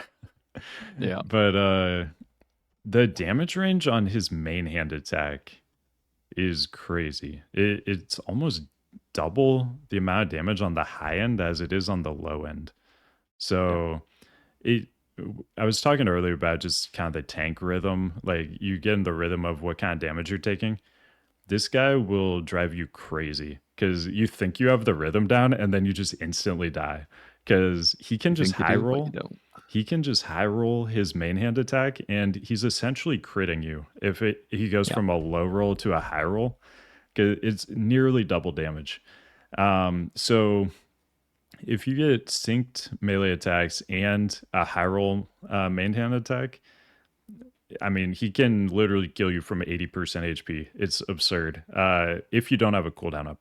So one of the most important parts of this fight is you just always have a cooldown up of some sort. It's I mean, as a blood DK, there's so many options. You got Bone Shield, you got Vamp Blood, you've got I mean, Blood Shield I would count as, as some kind of defensive. Yep. Because you can get huge blood shields when he does his empowered swords, the magic swords. They are not eating up your blood shield, so you come out of each one of those with a huge blood shield. Yeah. Whether it's Inferno Blade or Decimating Blade, although a lot of people are going to choose to have an off tank taking those Decimating Blades. But You can still get a full stack shield yeah, while he's tanking the decimation blade. yeah, yeah. Either way, you're getting a huge blood shield each time, every 45 seconds when those strikes happen. So keep that in mind too when you're thinking about like cooldown use. And one really awesome thing for blood decays is that when you take a fully absorbed hit, it does not take a stack of bone shield.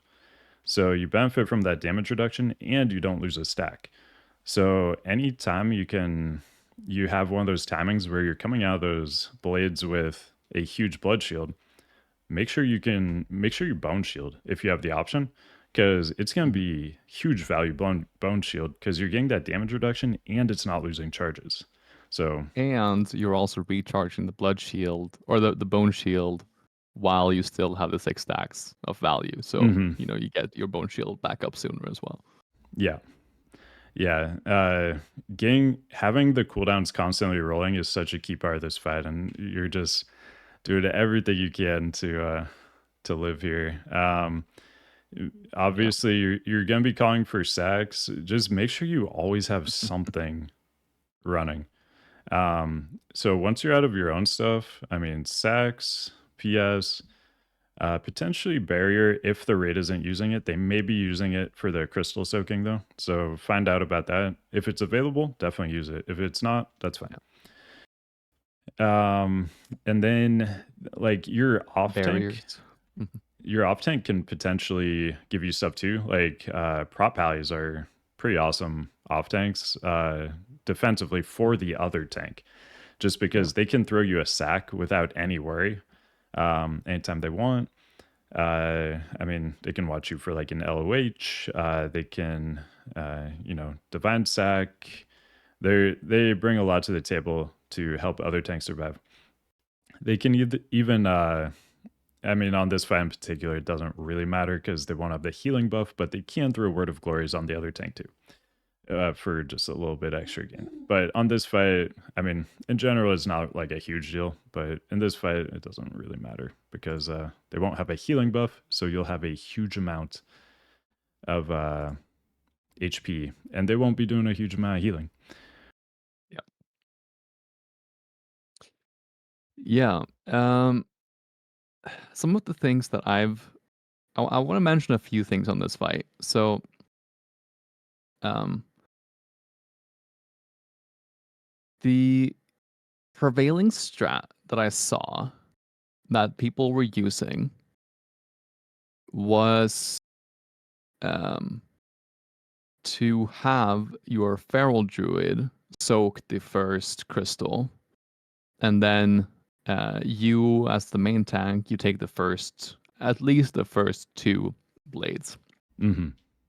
Um, for us doing progression, and from what I've seen in other logs, that basically meant that you could try to get a kill 50% of the times, and the other 50% of the times you will get decimation blade second and have like a super super super high chance of not making it. Because that timing is coming at a moment when you like want to have you have a group of healers stacking, and um maybe you have 2 holy paladins, but it's pretty hard to survive that decimation blade if you don't get lucky with rolls. Um, so while it's definitely doable, I think on progression, I think that you should not use your second tank as a soaker for the first crystal, assuming you have like maybe like 2 shadow priests in your raid. Hmm. Yeah, I don't know. We had a lot of success with it. It always felt fine. One of the advantages like Blood DK has for the decimating too is AMS. Oh yeah, A huge. lot of people weren't aware that this worked for decimating because Yeah, it's technically an absorb, not a damage reduction. So that's why it works, and pretty much everything else doesn't. yeah, So uh, you basically kind of just live pretty easily. I found because like you'll take the first hit and then wait to see if you get topped off. And just before he's going to mhm, land the second hit, if you aren't topped off, if you're killable, pop yeah, AMS. If you're not killable, don't pop AMS. Just save it for mm, a timing where you're going to be killable. And it just prevents your deaths there pretty easily. yeah. Yeah, for us it was a lot about the healer assignments that it just didn't really Mm, work out for us. But I've seen a okay. lot of other people struggle with it as well. Um, so while it's definitely doable, I think it can be done pretty comfortably. I think that a lot of people when they're progressing, I think it's generally a pretty bad idea to have to deal with that, um, especially if that means that you have to pull away one of your healers that are currently stacking to help heal up the Decimation Blade. Kind of Okay. defeats the purpose of having, Yeah. having that big stacking in the beginning to begin with. Yeah. We didn't really encounter that, but yeah, if you guys are having issues with that, definitely consider that. Are you using Glyph of Vampblood, or are you keeping it unglyphed? I'm not anymore. I was before so the first PTR we solo tanked it, but it just seemed like uh, it wasn't super worth it. Like it just seems way safer during prog to do the 2 tank, and we just want as much time for reg as we can. Yeah. And then they buffed it too. So then it was like, Yeah. okay, no brainer. We're definitely just gonna 2 tank this, make it a lot easier. Oh yeah. And so when I was doing that, I was running Glyph of Vampblood because it's really nice for decimating because you can get topped off easier. And getting that increased HP just means more HP the healers had to heal during decimating. But Mhm. with this strat where I'm usually not taking any decimatings, then I found that the extra HP on Vampblood was really, really nice. Yeah. And so I'm not running the glyph here, but if I solo tank it, I would be running it. Yeah. Indeed. Indeed. The only reason I would see for potentially bringing it, if you're doing this strat, is like to help with that first Decimation Blade. But yeah, I mean, I think you have so much more value in the other parts of the fight if you can have the HP version, because the once the healers are stacked up, like once they have their stacks at around the 230 mark, something like that, you're just gonna get overhealed like crazy. So you getting like a percent healing increase at that point is basically not really doing anything for you. At that point, it's more about getting that bonus health from Vamp Blood, and I've been seeing a lot of people say that stamina is useless on this boss, and that's No. definitely not true. Definitely not Yeah, true. your HP, you're getting a stacking 20% increased HP buff the entirety of the fight. It increases your HP by 20% and your damage taken by 20%. So if you go with a 0 stam build, then I talked about before I got insta-killed from 80% HP. That's with a full stam build. If I don't have that stam build, I'm being insta-killed from 100% HP. Yeah, And you need the stam. It scales with the debuff you're getting and keeps you healable the entire time. yeah. It's super important. And everything you can do to increase your health as well with buffs and percentage buffs, if it's like from a shaman, or if it's from like rallying cry and whatever else, it does a lot. Um, Speaking of rallying cry, a thing that we did, I don't know how much value this actually is, but our feral druid did some cooked shenanigans. Okay. He'd been out scouring the web and talking with other bears around the globe, and who had kind of theory crafted this build where you run the Battle Master trinket, like the PvP Hmm. trinket, that gives you like a last stand type of effect. Um, and then you pair that with Rallying Cry for the first Decimating Blade. That then you can take over tanking that Decimation Blade um, without any buffs from Baleroc. And then you get your stacks passively at that point, so that once you start taking over again in the future, you already have the stacks built up. Super super low value, but it's mitigates any risk of just getting like insta-gibbed and having to pop all of your defensive cooldowns when you take over as a bear. Yeah, to our build your feral had stacks. brought that up too, and I was like, I don't really see the value in it. I don't think Yeah. it's super worth. No, I don't think so either. But that's something that can be done. The options are limitless.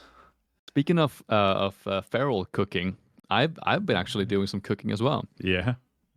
Yeah, this is not going to be applicable for week one, but Okay. like maybe week three, maybe week four, something like that. And re-clear some whatever, or if you're progging at a slow pace as well. Um, the the 4 piece for ferals gives you a dodge buff of 12% after your bark skin times out. Mm. And since you don't really get any value from bark skin in on this fight as an off tank, because you're only tanking the summation blade, what you can do is that you can pop bark skin and then cancel aura it, and you get the 12% Ooh. dodge buff right away. Okay. Nice. Good cook. Yeah, we've been cooking. We've been cooking. Okay. Yeah. Um, yeah, I tested it on the PTR, and that was working as intended. Um, on a bloody K, even if you cancel aura your dancing room weapon, which you never would do, Sacrilege. you yeah, you would never do that. Then you don't get the buff until after the time, like after the duration of your dancing room weapon had timed out anyway. Um, and then it works on paladin as well. But you wouldn't cancel aura on your prop paladin anyway. If you were running the tank for that, which you probably won't anyway. But if if you use Ardent Defender and you soak an entire hit and it saves you from dying, then you just passively get the buff after that. So you wouldn't cancel aura on a paladin.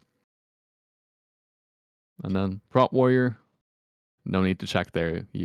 I think I did check. I think it does work to cancel aura on um, Prot Warrior, but it's only 6%, so it's very whatever. Yeah. Yeah. One thing too, towards the end of the fight, if you do find yourself totally out of cooldowns, you can just have the other tank take it for a little bit, run their wall, because they will Yeah. not have used it the entire fight, because all they're taking is decimating, which can't be reduced by regular damage reduction. So you do have this whole other tank with their own set of defensives ready to go. So if you ever find Yeah. yourself, toward the end of the fight out of cooldowns completely, just tell them to taunt, run their cooldowns, and that can be a good way to like get you through to the end of it. And at that point, with the amount of stacks you have on the healers there, and the off tank not really having that many stacks, a freaking uh, renew or whatever will top him. Yeah. Yeah, But the damage is normalized. we should mention too. So the healers are getting like a healing increase buff this whole fight, and the tanks are getting a health and damage taken, physical damage taken, increase buff the whole fight. So when the healers are healing for a ton, and one of the tanks has very few stacks of the HP buff, they're just really easy to top. So Yeah. that's the reason we're talking about this off tank taking the decimating strikes, because the way that spell works, if you don't know, it does 90% of your HP, or it does 240, 250k minimum. I can't remember the exact minimum. 250, yeah. 250. So basically on the off tank, we're trying to keep their HP as low as possible. So they're very easy to heal back up to over 90% HP to keep them safe on that decimating. And yeah, towards the end of the fight, they're not going to have nearly as many stacks as the main tanks. So they're just, and the healers are going to be healing for a ton. So they're just going to be super easy to top at that point.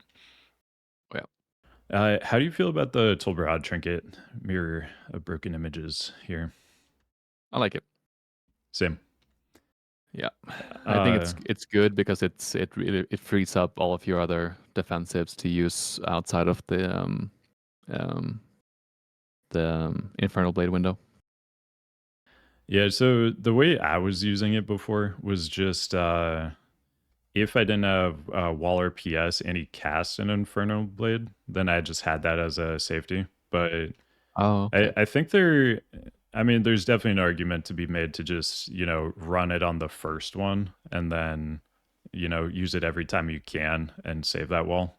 It's another way you can play it for sure. Yep. But yeah, just like when Infernal Blade casts, you know, pop AMS into wall when it falls off. And then the next one, it was, AMS into PS. And then it's RNG whether or not you're going to get another Infernal Blade before either of those two are back up. So then if I got that bad RNG Infernal Blade, then it's AMS into TB Trinket, possibly with like a sack in there too somewhere. So that's kind of how I was playing it. It seems pretty good, but definitely Yeah, many ways to do it. yeah. I mean, your 12 red trinket is enough, assuming that you take the first two hits with AMS, which you probably should be doing either way. Not It's overlap your cooldowns too much. yeah, it's I think it's on average what 25% additional damage reduction for spells. I think that's what it I think it's averages more. out to, 25 or 30. More? I think it's more, if I'm not mistaken. Hmm. Yeah, I mean it definitely feels when you press it, you instantly feel it's a much worse cooldown than PS or wall. Yeah. So I do prefer to have like one of those up because you can get good. How many healers were you guys using for this too? Were you doing 5 or 6? We were doing 5.5. Okay. 5.25, I think, is more appropriate. Who's the quarter? We had an elemental shaman that had not done the fight before, or never, Hmm. like, it's barely healed before. Okay. And the when we killed it, the shaman had um 5 5.5k HPS, I think. So that's barely a healer. 5.5k. Yeah, Jesus. What the hell? On that fight in particular too. That's like Yeah, yeah, crazy with the healing buff. yeah. Yeah, we've been 5 healing it. It seems like 6 healing safer, but I mean, we've killed it twice Yeah, with the 5. Well, I guess 3 times, but two post buff. 2 times post yeah. buff with the 5. So I mean, I think we're probably just doing what we've done, but I think 5 is fine, and it's um, but it's not really necessary, because even if the enraged timer is decently tight, um, you can kite for so long as mm-hmm. well after the enraged timer. Like, you can kill it at like 620, 630 almost, because as long as someone soaks the crystals, you can pretty much kite forever. Like, hunters can, like, the Terrans and feign death, and you could just like have, mages can move across the room to block and invis and shit like that. Yeah, there's a ton of ways to make that fight last longer. I was trying to see if I could find it. I think we had some that were over 640. I think we had a wipe that was over 640, and that was not, perfectly played kiting or anything. Yeah, So like yeah, you can really prolong this fight. yeah. And yeah, it's kind of like Algalon. What the longest Algalon kill I was ever a part of, I think it was like 645 or something. Like it was absurd. It was so far past the Berserk. It was awesome. It was a GDKP, so I mean, it felt really Uh, good to kill it like at all. yeah. I only did guild runs in Rat, so um, well, until like the end of Rat. So I think we enraged like maybe once or twice, but Hmm. like just barely. So no, never had Yeah, any long kiting or anything like that. man. And the GDKPs, it was kind of common. I was experienced on the Berserk Algalon. There were It's a definitely skill. some It's a skill. epic kills, especially with the 1 hour timer. Like it felt Mhm. extra good to get that. Yeah, yeah. Did you ever do the unhittable DK thing? You probably weren't tanking yet, right?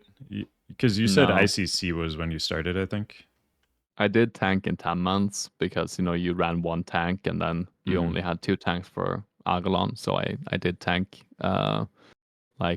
both Herald of the Titans and just our normal 10-man clears. Hmm.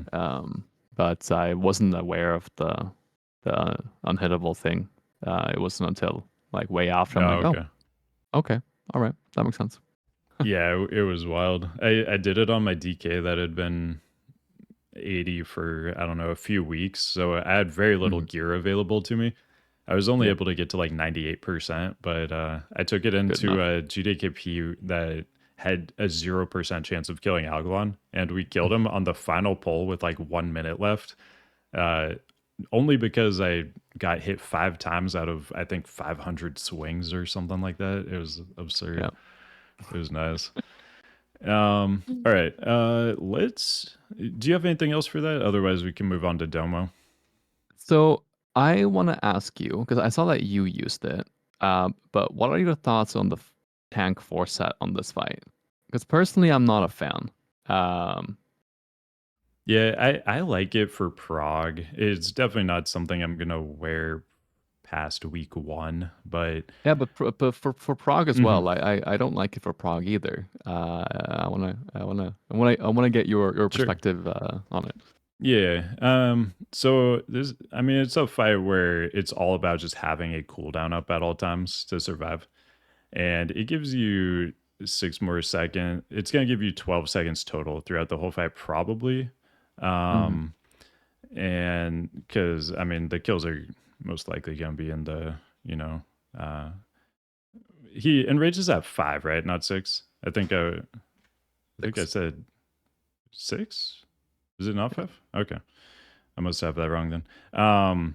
So yeah, you're gonna get um two presses of it because if you pop it during enrage, you're just dead anyway. It won't even matter. Yeah. Um, the so you get 12 seconds over the course of the fight. I think our kills were typically around 4. I can check. 5:30 ish. Our kills were around like 5:30 ish. So 12 more seconds over. It is a bit of a long fight, but 12 more seconds over the course of the fight on a fight where you're really strapped to always have a cooldown up at all times. Yeah. I find it to be worthwhile because the alternative is you're gonna get like a little bit more mastery, right? Hmm. But anytime you press a DS and get a blood shield, you're gonna have a big enough blood shield already to, you know, survive the next hit. So next couple hits probably. So I just found it higher value to increase my cooldown uptime, but it's one of those things. It's not gonna make or break you. Um, Yeah. but No. I definitely prefer having the 18-second wall. It just gives you extra time for all the other CDs to recharge because you're going through so many CDs in this fight. Yeah. If you're just buying that 6 extra seconds for something else to come up, it can be pretty helpful. Yeah. I never really have anything up uh at the point where you would normally have that 6-second window. Um, but I mean, I could see it being worth if you use your wall not to soak infernal blades. Um, 'Cause I think the reason why I think it's not that great on um on Baleroc is that your wall lasts for the entire duration, assuming you time your AMS properly. And then after that, when you come out of that, he'll have a little bit of a brief time where he doesn't attack. It'll take a bit of time for him to actually start swinging again, and you will have a max stack absorb at that point. from your from death striking when he's only doing magical damage, but still benefiting from the increased healing done with death strike. So I find that you're very safe there anyway. And so if you can take some of those stats that you lose from going for the force set and then transfer that to more valuable stats, then I think that's generally what I prefer. But like you said earlier, it doesn't really matter that much. It's a very small difference here or there. But yeah, I just wanted to get your perspective on running it. And Yeah. So like coming out of those Infernal Blades too, like you mentioned, you have that max blood shield. So mm, it's pretty nice because of that, because like we talked about earlier, the bone shield, you aren't losing charges on bone shield when you get full absorbs. So you're oh, coming that's out true. of that Yeah. Infernal with a full stack of blood shield. You have your bone shield up, and Mhm. you have additional time on your 50% damage reduction. So you have huge damage reduction that's just whittling away a little bit at your huge blood shield and Yeah. not taking any of your stacks of bone shield, making those last longer too. So Mhm. that's one of the, like the big value parts of it too, I think. Yeah, that's true. That's true.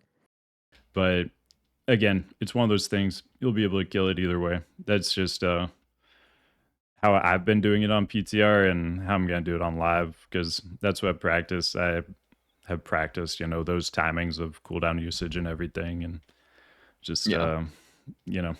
whatever you've already practiced is probably the way to go when it goes live, because you just want to minimize wipes, get as much time as you can for the harder stuff. Well, I mean, he Very is true. the second hardest thing in there, but Yeah. for Rag is a significant step up from him. Yeah. So really what I'm saying is maximize your time to spend on Rag. Indeed. Indeed. Yeah, it's fun because if you go from Alysrazor to Baleroc, on the one boss you'll be topping the DPS meters. On the second boss you'll be topping the healing meters like hell. Mm-hmm. I'm thinking our kill on the buffed Baleroc, I had 71k HPS. Jesus. Uh, All right. Not bad, not bad.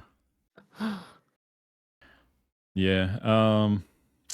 Man, I think that pretty much covers it for him. One thing to keep in mind too, Death Pact. You can look either to throw a Death Pact off your army or off your ghoul. Like ideally towards the tail end when it's about to expire anyway, but whatever keeps you alive. But yeah, yeah, keep Death Pact in mind too. big heal, 25%. If you're It's buffed health. nice. Yeah. All right. So let's switch over to Domo then. I think I got some stream stuff for that one. I haven't actually put a Domo video up. I probably should.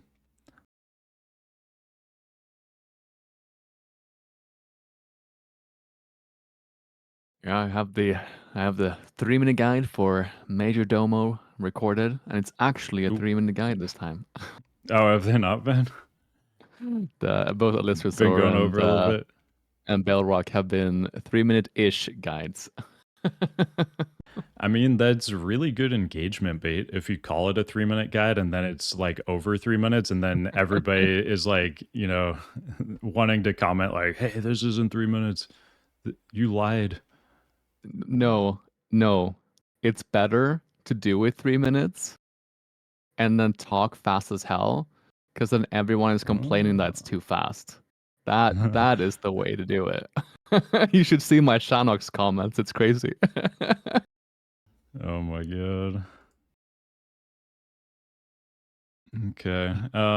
Yeah, so what strat have you guys been using for Domo? The one we've been doing is basically you never let the scorpion slash go off. You just Yeah. constantly phase them back and forth, back and forth, back and forth.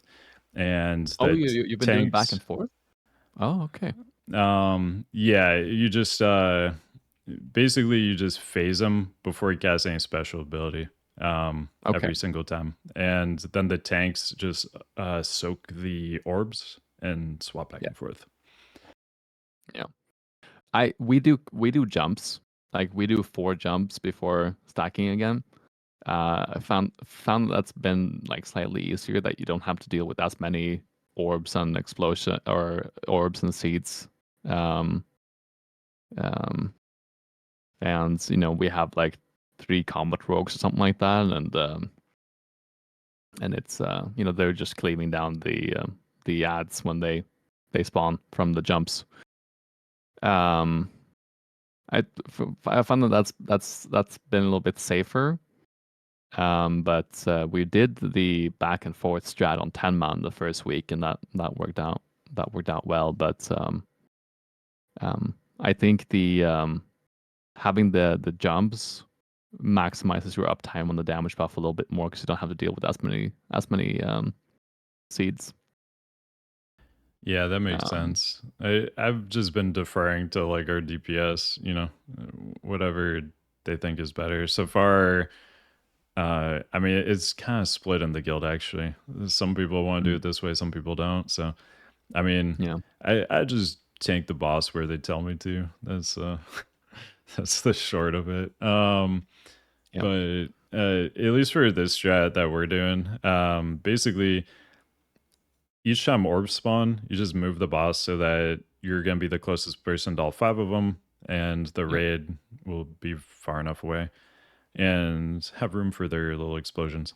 And then it's really simple. We just have Blood DK stand still, and the Feral Druid is the only one that moves here. So okay, yeah, as soon as I basically get to, I think around like 15 stacks, then he takes over. mm, He just literally moves behind me. And then once my stacks fall off, he moves in front of me. And as soon as his debuff wears off, he just moves behind me again. And that's it. That's all it is. It's just the Feral Druid moves forward, backwards, forward, backwards. It's pretty yeah, simple. The biggest issue is falling asleep, because like this fight is so long. It's so simple, but yeah, so long that eventually, I mean, sometimes something goes wrong because yeah, this whole thing is kind of played on the edge of a knife with his energy bar, and everybody getting in quick enough for a cat leap to not go off, and so yeah. Indeed, indeed. Yeah, if you do this strat, there's not a ton of tank damage. I mean, there is like more orb damage because you are spawning orbs so much more frequently.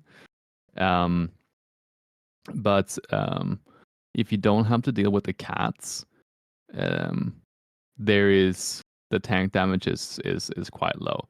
But mhm. I will say, if you are doing the jump strat, which I think most people will be doing in 25 minutes at least, um, you'll have to sometimes it'll give you a rude awakening with how much damage it does. It's actually deceptively much, because it's accounting for the healers having the 100% healing increase buff from the concentration. So I think I had like 40k damage taken per second or something like that on this fight, which is higher Oh than Jesus, like yeah, Shannox and whatever else with high bleed huh, stacks. Yeah. yeah, yeah. I mean, when it comes out, I'm sure we'll just do what we practice, but I wouldn't Yeah. be surprised if we moved away from this at some point. Yeah, I think if you play it correctly, it just means you have less seeds, which means you have higher uptime on the buff. Mm. So when people are kind of want to parse or whatever, it's of course we want to pump big numbers, then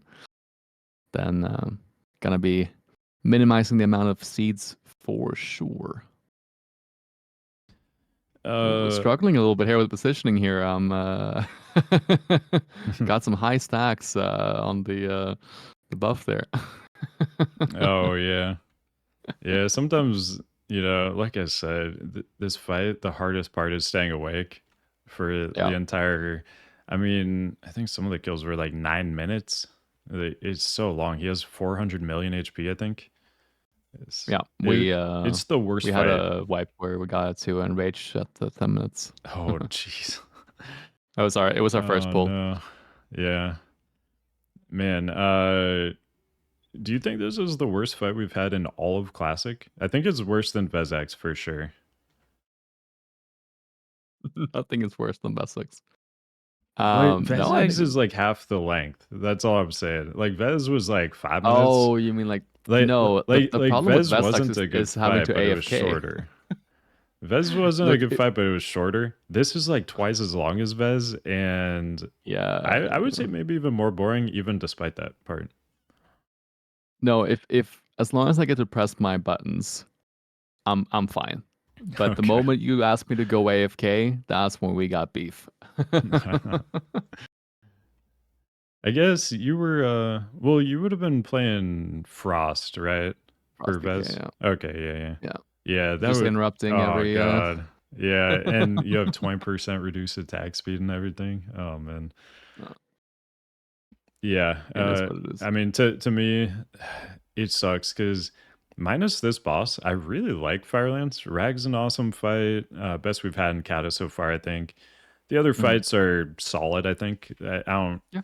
think there's any I dislike. There's not a whole lot going on Rhyolith, but it's fine. It's whatever. It's quick. Yeah. This one though, man, there is nothing happening and it lasts forever. It is so bad. This one brings the entire raid down for me. It's bad. Yeah, it's not a great one, I will say. I will say. All right. But I don't have as much trouble as you do with it staying Oh staying god, staying dude. awake aspect. Dude, it is like I can feel my brain deteriorating by like the time I'm done with the fight. Is like once I've been doing basically nothing the entire fight for 5 minutes is just Yeah. downhill from there. Oh Uh no.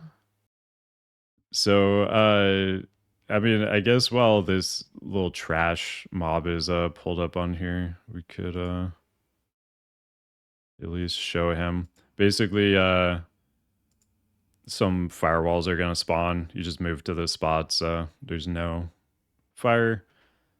That's really all there is to it. And then the two worms pass here we talked about earlier. You can just skip them if you want, just death skip. Mm. They will not pull during rags. So even if you do kill them and they respawn while you're progging, don't worry about them. They won't do anything. So yeah, we just run in and skip those. But my food buff. It's very expensive. What food Mm. are you using these days? Strength.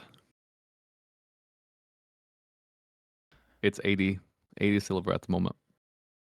80 silver? Damn, okay. Yeah. Nice. Yeah. It's a good buy. Gone up a bit. Gone up a bit.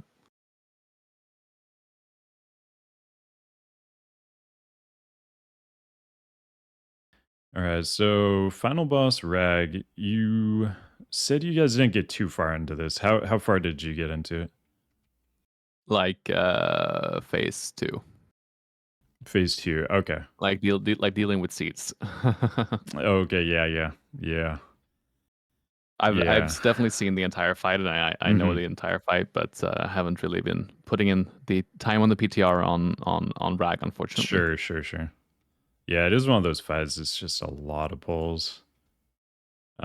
There's a lot of just like random little optimization you can do too, especially with like the seeds. So phase 1, there I mean there's multiple ways you can do this. You can just fully solo tank this as a blood DK and get up to over 20 stacks. I think there's Yeah, not but really value in that though. no. I think it's a much better idea to just have the feral taunt at least once just to drop your stacks. Because Allows you to go more offensive, and yeah, you'll bring more damage to the raid overall than the cat being in full cat form would have brought. Yeah. honestly, I did a lot of pulls both ways, and I was just running worm and a harder rage. Either way, I Mm. did it, so it didn't really change anything for me. But I mean, Okay. like I did have to do a full CD rotation, so it was like 2 or 3 sacks, and PS run all my CDs obviously, and it was like just enough for the amount of damage we had to like kill it before I would die. And then because I saw other people were doing that, but they also had more damage than we did. But Right. I think this is just a better way to do it. Just have the feral occasionally like taunt so you can drop your stacks. And there is a lot of RNG to these stacks too. Sometimes they will just naturally fall off without you having to do anything. It's pretty rare, but it can happen. Yeah. In phase 1. In phase 2, it's a lot more likely that they can just fall off randomly. But yeah, phase 1, I mean, you're basically just away from the raid. You're just chilling. If you get knocked into the lava, just run out of it. Just make sure you're always in melee range of him, otherwise he shoots fireballs. And yeah, dodge the waves. If he ever hits his hammer down, it's going to shoot waves in to the left, right, and in front of it. So just don't be You'll there. never have to worry about it if you're in melee. So Yeah. Yeah, it won't really be an issue. The only time it can sometimes cause issues is just during seeds. I've found like sometimes you're mm, just when you're moving away from them, if they aren't dying quick enough, then yeah, you could be in a position where it could hit you. yeah, So in the intermission, it's all about just preventing these fire elementals from reaching Rag's hammer. As DKs, we have one of the best abilities in the game for dealing with this, Death Grip. sure. Yoink them away. And when they get low HP, they move way slower. So the priority isn't killing them, it's just getting them low and then move to the Mhm. next one. Because you really just want them moving slow, and then that one's fine for now, unless it's right next to the hammer. Uh, Yeah. I yeah, think one thing to keep in mind as well is that ideally, as a bloody K, you want to have a few stacks from phase 1 going into the transition because the stacks give you vengeance, and you actually do a surprising amount of damage on the ads as a bloody K.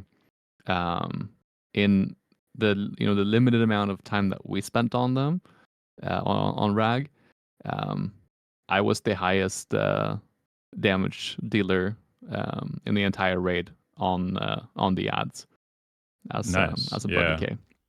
yeah, So I you mean, can. definitely try to get some stacks so you can get some vengeance there. Hmm. Yeah. So the once you get out of that phase, you're gonna be doing phase 2, the seed phase. So here, basically, you're all grouped up, and the most important thing here is that everybody just moves together. Yeah. And Stampeding Roar is really nice here too, if you've got druids to use that. And it's all about just moving as a unit there, because you can see where all that fire drops. If people are lagging behind and get hit by that, they just die instantly. So it's just key that you're all moving together. Either have somebody calling out, when to move, and everybody just moves on that call, or you all have the exact same add-on that's going to tell you to move at the exact same time. Whatever it is, it just all that matters is that you guys move together. That's it. Yeah. And where those are the seeds. They're gonna spawn ads, and you just want to have like a D&D down and throw a bomb at them. I was slow on getting my D&D there. But just have that D&D out preemptively so it's already ticking on them as soon as they spawn. Will you can you spread the your dots from Rag to the ads right away when they spawn, or do you know how the deal is for that? I think you can. I think the pestilence glyphs are really good here. I forgot to swap to it, but I saw some of our DKs were getting diseases on them. So I think I just needed to throw a pestilence glyph on here and maybe play around with positioning to get those up, because that would be a huge, huge boost. The only thing is you gotta be real careful here. So each ad that's nearby buffs the damage of the other ads. Yeah. So when those ads are all grouped up, they one shot anybody they hit. So Hmm. when during that phase, Tanks and critters. that's yeah, that is the main thing to be aware of there. And that's why when these ads like get close to the raid, we're like moving away, because if they melee you just one time, you are dead. But it's a pretty short range. I think it's 8 yards for the aura. So you can not even move them that far apart, and they just won't have that anymore. Yeah. I think one thing, I don't have that much experience on 10-man, but I know that on 10-man as well, it's a little bit more tricky sometimes to deal with because you will basically have 10 ads. You'll have ads for every single person in there, whereas you don't on 25-man. But an easy way to deal with or to get more damage out on the ads is to basically send like a demo lock or a arms warrior or something like that into Africa and have him bait away.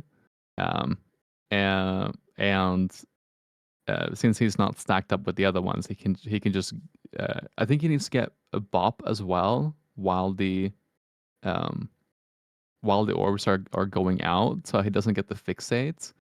Um, like I said, not an expert, but something to look into. And then without the fixate, they could just like charge in and blade storm, use your demo form, whatever, and do big damage on those seeds. Yeah. Um, Yeah, you just got Helps a pre-bop lot. them Yeah. so they don't get that fixate. And then yeah, they'll be able to just go ham, which is very, very helpful. Just Yeah. any huge AoE class that benefits from being in melee to do their AoE. Yeah. Indeed. Indeed. But that is the part of the fight I think people are gonna wipe to a lot. Like getting down the whole seed dance. Yeah. And I mean Definitely. there's multiple parts of this fight people are gonna wipe to, but that's probably the first one you really run into. And No, the then first one will be the ads exploding the entire raid. oh, true, true, true. Yeah, yeah, for sure. And then so the second intermission, it's gonna be similar to the first one, except now we're dealing with these lava scions also. So there's gonna be one big ad that spawns on each side of the room. So typically you'll just have each shank pick up one of them, and then drag them in to the other elementals for cleave. You do want to make sure one lava spawn survives as long as possible. So just try to get one away from the group, like grip it out or something, because this phase lasts, I think, is 45 seconds, or it's Mhm. until all the lava spawns die. So you want to have the full amount of time during this phase to kill these lava scions. You don't want the phase to end early because you killed all the little ads. You want to get maximum time to actually kill these lava scions so you're not wasting damage here, because your damage is going to be very, very important in the next phase. Oh yeah. So anything you can do to maximize or minimize the amount of things you have to kill going into phase 3 is going to be big. So But yeah, do not forget to kill the ad before the timer is out. yes, yeah. If you forget to kill him, if Rag comes up and there's still any of those guys, the little ones up, you die. You just all die. It feels bad. Bada bing, bada Especially boom. after you set everything up perfectly. You were about to have an awesome phase 3, and then you just die Hmm. to forgetting to kill the little head. Yeah, yeah, indeed, indeed. So then phase 3 of the raid's all going to be kind of grouped up together. You're going to get this World in Flames a lot, where he puts fire on a section and you just move to a safe section.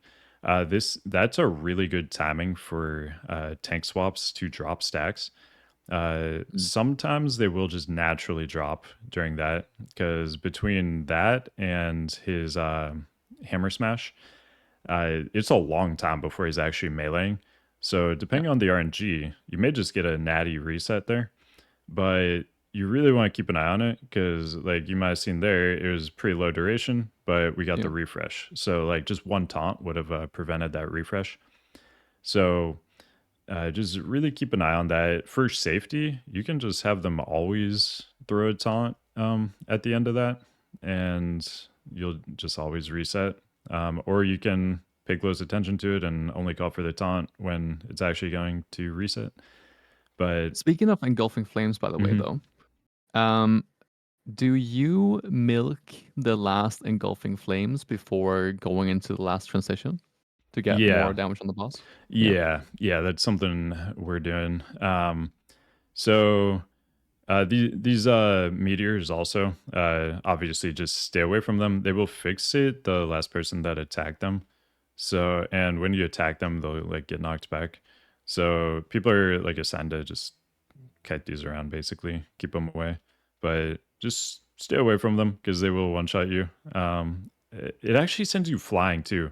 One of my one of the times our off tank on the first PTR, he knocked it back into me. Like I was on the side. He was like, um, the meteor was between me and him, and he knocked it Mm, into me, and I just went flying. nice. So, yeah, really, if you're gonna hit it, really be careful of which direction you're hitting it, and um, yeah, try to Equip keep a everybody parachute cloak. safe. Yeah. And yeah, so this phase is gonna last until 10%, but he doesn't phase right at 10%. It kind of lingers for a little bit. So just keep that in mind. He will just kind of stick around for a bit. Yeah. And But yeah, so we were yeah. talking a little bit about the milking of the engulfing flames earlier, Yeah. and we'll go back to what that is. But the reason why you milk the engulfing flame is so that you can get the boss to as low health as possible. Because in the last phase, or in this phase that we're in right now, the third phase, I guess, is Mhm. really the big DPS check. That's where you pop lust. That's where you want to get the boss to 10% as quickly as possible because of these meteors that spawn. Yeah, I think it has like a 45-second time or something like that. I forget the exact Um, timer, but yeah, that's what you're yeah, racing against is yeah, getting as few as possible. exactly. And it's not only about getting as few as possible. It's really just about not getting more than two. Yeah. Because for the first meteor, he'll spawn one. The second meteor, he'll spawn one. But on the third meteor, he'll spawn two. So if you don't make that check, you'll go into the last phase with four meteors, and that's pretty much a Z- GG go again. GG, yeah. Yeah. I was just gonna rewind it to that push we were talking about. I think we did it on this one. There were definitely some pulls where, it's planned to do and then sometimes it doesn't happen. But Yeah. So here you're at yeah. 42%, and Hmm. we get the engulfing flame here. Wasn't Yeah. like a perfect transition or Yeah. anything, but Not the perfect timing, but this is kind of what you're looking for is like right before he's gonna phase that 40%, you get that. And he's just stuck mhm. casting. You get a lot of time to damage him, and all that damage is gonna pay dividends in the next phase to just Yeah. get through that quicker. Yeah. So uh he was on 37% there when he went down, whereas he normally transitions at 40%. And that wasn't even a great push. Like it could No. go much lower than that, and that would just be that'd be huge. Yeah. So then yeah, then he's gonna go down underneath at 10%, but really it ends up being like 8 or 7%. He just kind of stays for a while. Hangs I think out. it's just spell queuing stuff probably. Yeah. And He yeah. doesn't cast a meteor at least as long as he's under Yeah. 10%. Yeah, you should be good to go once you hit that 10. And then he's going to get dragged back up by the NPCs. This is like the extra heroic phase where he has legs. It's very exciting. Ow. Mama wee wow. And we didn't get too many pulls on this phase, so I'm not sure how much we're going to get to see here. But basically in this phase, the whole raid's getting this stacking damage, stacking dot, and to get rid of it, you step in the blue circles, keeps you safe from it. So you can see he gets pulled up here, and during this time, he's not actually doing anything, and you can attack him. So this is a good time to do some damage. And you really want to kite these meteors while he's like not attackable and being pulled up. You want to kite the meteors over to the door here, so they're just far away from the raid. And then pretty quickly, once he gets up, you're gonna get a blue circle. So you can just take him over here. It's not imperative that you as the tank are in this thing, but since we have the version of Rag that doesn't do Geyser, which was a mechanic that forced you to be spread in a certain way in this, since we don't have that, you can just bring him in here and melee can attack him from behind by just being on the other side here. They can still be in the blue, so you can just have everybody in the blue here. No problem. And so this was really bad. The roots spawned like right on top of him. So if you see this happen where the roots spawn right here, you need to just run away pretty quickly. Ideally, I mean, probably this way, or I run that way. Feral Druid runs this way, runs backwards towards kind of the door, and then they can just taunt into the roots. But if the roots spawn like right on them, it's really important that you get them away from them because you don't want to use that root quite yet. He's going to cast Empower Sulfurous, which when he melees, it'll just do a raid wipe attack. So ideally, he casts the Empower Sulfurous, there it is, and then you would drag him into the roots at that point. He does have to melee you though, so you can just kind of run away if you need to. But yeah, this the roots though, really make sure that if they spawn on him, you get him away from it. But once you cast Empower Sulfurous, you really want to be able to quickly move him into those roots because that will prevent him from doing his raid wipe attack. And he takes more damage. He also takes more damage, 50%, I think, right? Yep. Yeah, so that'd be a good lust time. Nope. No? I mean, don't you lust in Not doing 50% phase damage? 3? I'm trying to think when we were. We switched it around a couple times. Okay. I mean, if you don't need in yeah, we in, probably were. I think by the end we were using it in phase 3 actually. Yeah, if you don't use it in phase 3, because there's like, not really have value at the beginning. Yeah. It's just a bit like if you have like the natty DPS without lust to do 2 meteors in phase 3, then you might as well lust on pull because then you'll have it up at the last part of the fight as well. So that's probably what we're gonna be seeing. Like week 2, 3, something like that. Yeah. And I mean the rest of that, it's a pretty easy tank phase because you're really just kind of moving him to the blue, and then when he casts Empower Sulfurous, you're taking him into the roots. That's about it. Obviously, make sure you don't get hit by meteors. But the meteor people should be kind of handling those for you anyway. And then it can be nice to coordinate with your Feral Druid as well because there are definitely moments where, like the situation where you were in before, where the roots spawn on the boss, like you can't just want to rocket boots away, but then you don't have a means like of kiting him back into the roots. So then you want to have that guy taunt the boss. It could be anyone in the group. It could be your unholy DK as well. But just have a designated guy who's like helping out with taunting and bouncing and whatever else when needed. Yep. Just communication's pretty key on this fight, just for stack dropping and then final phase for the roots. And one of the other things going on during that phase, there's Doomfire on the ground. It just covers the ground, and you've got people in bubbles that are firefighting. They're putting out the Doomfire. but you're going to slowly run out of room. And so just keep that in mind. The ground is going to fill up. But I've been running. It's not super Yeah. dangerous. So like if you have to run through the fire to drag rag into Yeah.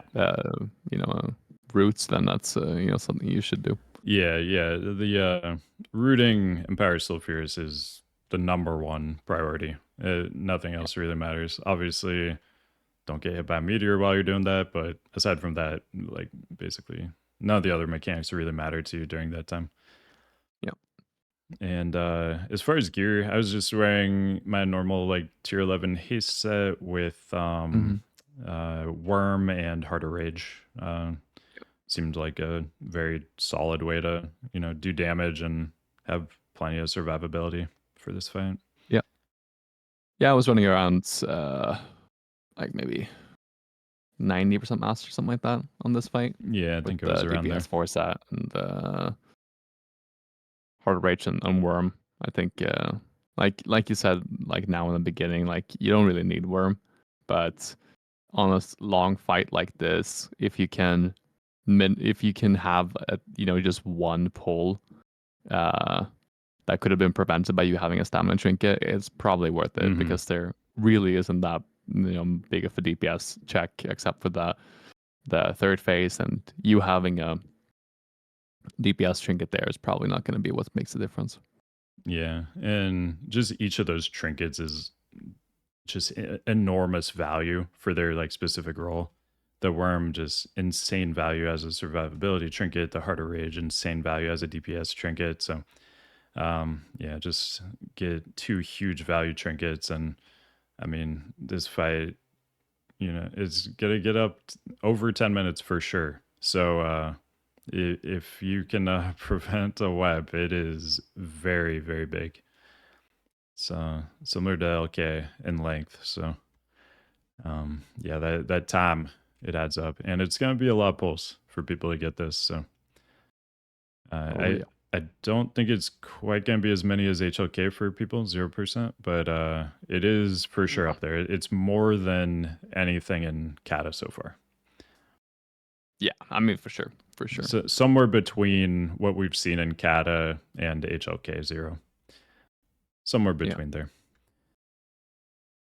What do you think? Do you think that more people will kill Rag week 1 than, well, not maybe more like as a base number, but like as a percent? But do you think more people will kill Rag week 1 than 13 week 1? Even if Rag is harder, you're probably gonna get to Rag a hell of a lot sooner than you would like Neff, if that was the one you went for last. I'm trying to think just like total pull count, because that's probably the best way to look at it, right?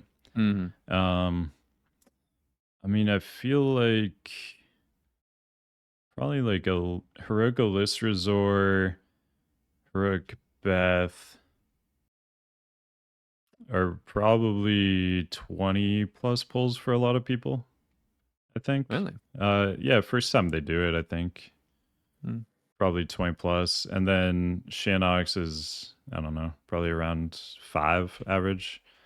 And then Rhyolith, 1 to 2, I don't know. Yeah. Baleroc, probably 30 to 40. And then Domo, 5 or fewer. Yep. And then Rag, I think for a lot of people is going to be in the 80 to 100 range. So yeah, I don't know. I think we're going to see more or I think we're going to see fewer Firelands clears week 1 than we saw for tier 11. Yeah. As a percent. But yeah, I mean, it's a good tier, man. I'm excited. Finally have some new stuff to do. That's crazy. Dude, like it's so dumb that they keep treating like these random things like ZAZG, Ruby Sanctum. They're treating them as entire phases. Like you get to these things and it just resets the count on like how long the phase is. It's like that wasn't the main content. Like ICC is the Yeah. main content. Tier 11's the main content. Like count If from you when got if those you got released. Yeah, I mean, if you're gonna make some like phase two like we had right now, that phase two should have been in that case bundled with something else, like something new. You can't just have ZA and CG as its own phase. That doesn't make sense. It's wild, yeah. And like they did it with Ruby Sanctum too. Is literally Yeah. one boss raid and they just treated it as if it's its own, phase, full length phase. And Oh yeah. yeah, they gotta stop doing that. 'Cause it is just killing the player count. It killed the player count in Wrath. I mean, it Yeah. also had Sod being kind of new going against it too. That's true. But Yeah. I mean, yeah, even now that Sod's in somewhat of a similar position to Cata right now, and that we have the end game raids that we've been doing for years. Obviously, they're putting a little bit of a spin on some of them, but Mhm. it's fairly maintenance, I would say, at this point. Like you're not getting too much new stuff, and Yeah. like still, like the sod numbers look like they're probably gonna pass Cata before Firelands comes out, and that's pretty wild. I think. I think Cata just needs things a little bit quicker, and people would stay Yeah. interested. Yeah. I think it would have been good if they kept up the momentum. It had Um. a ton of momentum coming in. I mean, even just Yeah. archaeology. Like Yeah. my top streams of uh, almost, I mean, a huge percentage of my top streams of all time were just me doing archaeology. Like Yeah. people were so hyped about it. It was insane. And like they just anything related to the game, they wanted to, be a part of at that point. And Hmm. at this point, just there's not a lot of interest, but it will bounce back quite a bit, I think, with Firelands. And because War Within the raids and everything in War Within will have been out for quite a while. New stuff in Cata, people are going to come back for sure. There's going to be a big spike, but I don't think it's going to be a very sustainable spike.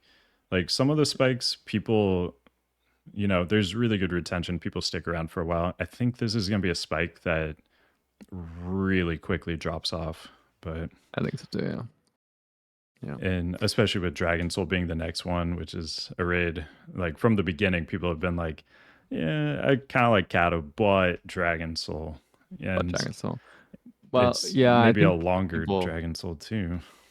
Yeah, I mean, people have such a negative association with Dragon Soul because of how long it was out originally. But Mm. obviously, we're not gonna have to deal with it this time around. I mean, hopefully. Hmm. Uh, Maybe. um, but uh, but it's as a raid in itself, it's not super interesting either. Um, like the design of the fights were a little bit weird. Um,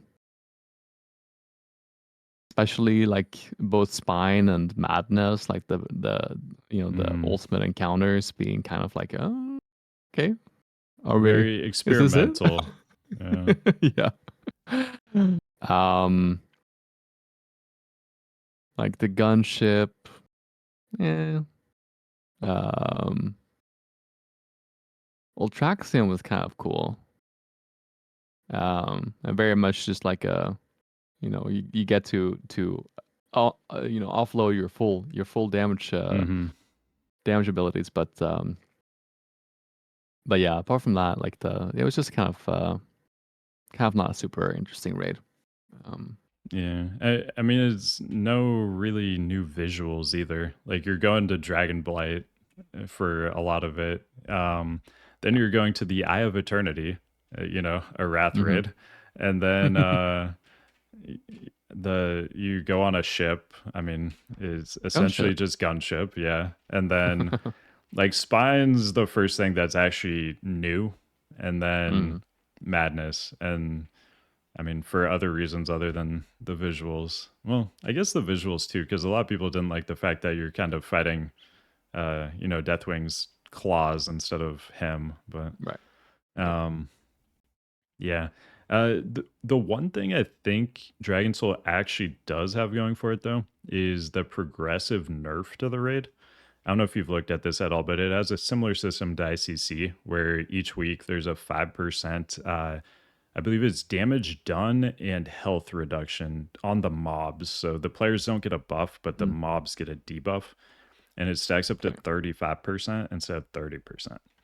I think that Huh. is one of the things it actually has going for it in terms of player retention, because I think that's what kind of saved ICC was that Yeah. we got this gradual buff, and then people who may have otherwise quit, they were like, okay, let's try HLK again next week when we got 5% Hmm. more, and eventually we're gonna kill this thing. We're not just gonna permanently be stuck on it.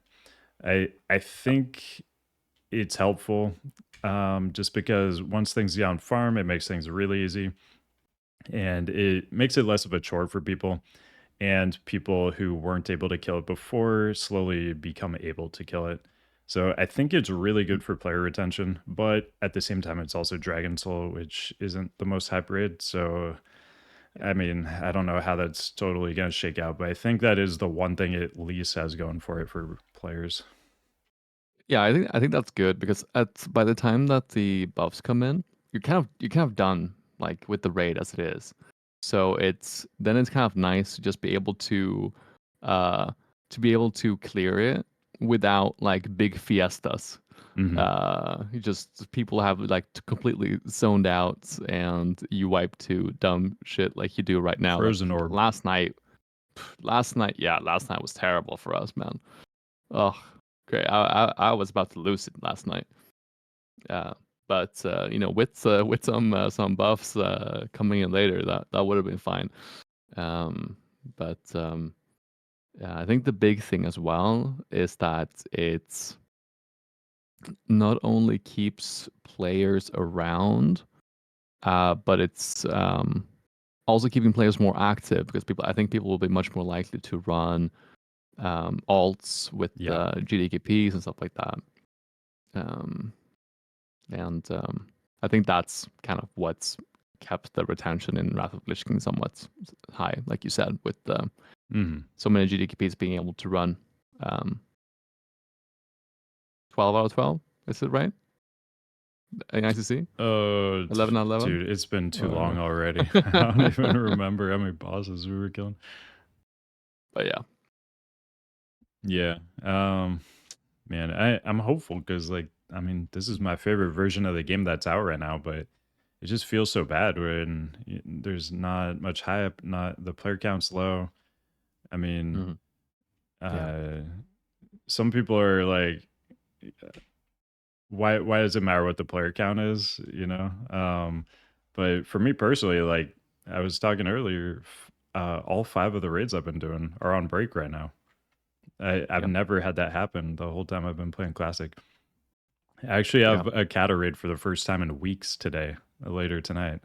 Um, Nice. and Nice. yeah, so it's gonna be nice to actually get back in there. But Yeah. yeah, it's just not the same when I mean, obviously, it's a huge impact when the raids aren't even happening, but it's just way more fun when everybody's excited about it and Yeah. No, I agree. I actually agree. logging in. It's like I my um melee DPS tier lists video has more views than the entire Cata population rating population right now. Uh, Yeah. we need some of that initial hype back. Yeah, It's it's way more fun when people are excited about the game mhm. and yeah, you're less likely to have moments like these when uh, you raids go on break and whatever else.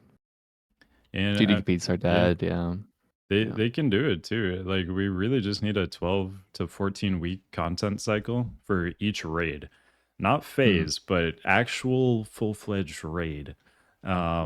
And I mean, 12 to 14 weeks, they will keep everybody hyped, everybody playing, but I know to them, it's, they're looking at the bigger picture. They just care about people being subbed, and Yeah. they have so many different WoW offerings right now. it doesn't matter to them if one of the versions people aren't as excited about. They just care that people want to sub to WoW in general. And as somebody who wants to focus more on one version of the game, it just kind of sucks because you're kind Yeah. of left hanging. But yeah, I don't really see it changing. So I don't know what we can really do about it. Just hang in there, I guess. Hang in there. Hang in there. I'm sure the classic hype will come back any minute now. I mean, it for sure will with Firelands. I just don't think. I think it's gonna be pretty short lived, especially going into holidays. Holidays always kind of kill some raids, right? That just Yeah. end up never coming back. But you want to take a few listener questions and then we'll get out of here? Yeah, I think we'll probably have some other things to maybe Oh, you got some more? maybe Yeah. mention as well. I mean, I'm just thinking, um, maybe. So I want to talk a little bit about like non DK things as well. So Okay. like Fair enough. obviously, obviously we tend to talk about DKs because that's what we do. Um, but um, people have been coping for a really long time about the bloody case not being the best tank once the block tanks can get CTC cap. Um, what are your thoughts on that? I mean, it's never gonna happen. The playing field is it's gonna narrow. Like, sure, Prot Warrior, Prop Ally, Feral Druid. I don't even really want to include Feral Druid in there because it really kind of fits its own unique role. Yeah. But Prop Ally and Prot Warrior, like, sure, the gap's gonna close a little bit, but Bloody K is just always gonna be the number one tank, and it's not gonna change. It's just always gonna be a detriment to your raid if you're trying to main tank as not a blood DK. It Hmm. sucks, but that's just how it is. Um, I'm, it is nice in Firelands at least because you can give full combat table coverage plus expertise, soft cap plus hit cap. So you can play a pretty defensive prop ally or prop warrior. Well, Not Pro Warrior. actually, not prop warrior. Yeah, yeah. Prop warrior does have a little bit more work to do to get full CTC, but they Yeah. do at least get the whole crit block thing, and your excess shield block spills over into more crit block. Yeah. So yeah, I mean, it is gonna be nice. Like, you'll be able to play a little bit more defensively if you want it easier. But at the same time, I mean, yeah, Bloody Kid is just gonna be king. It's nothing's really gonna change. Yeah. Yeah. One thing I'm a little bit excited about when it comes to the Pro Warrior, uh, is that the buffs are actually live right now. No, is If that only.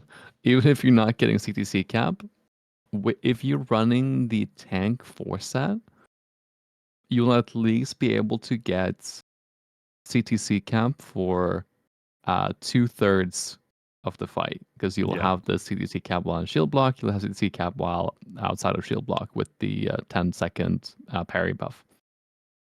Um, that opens up some pretty nice opportunities when it comes to um, tanking outside of defensive stance, which will be nice if you want to like swap like stance downs to Colossus Smash. Hmm. Spend some significant time in executes. Spam executes.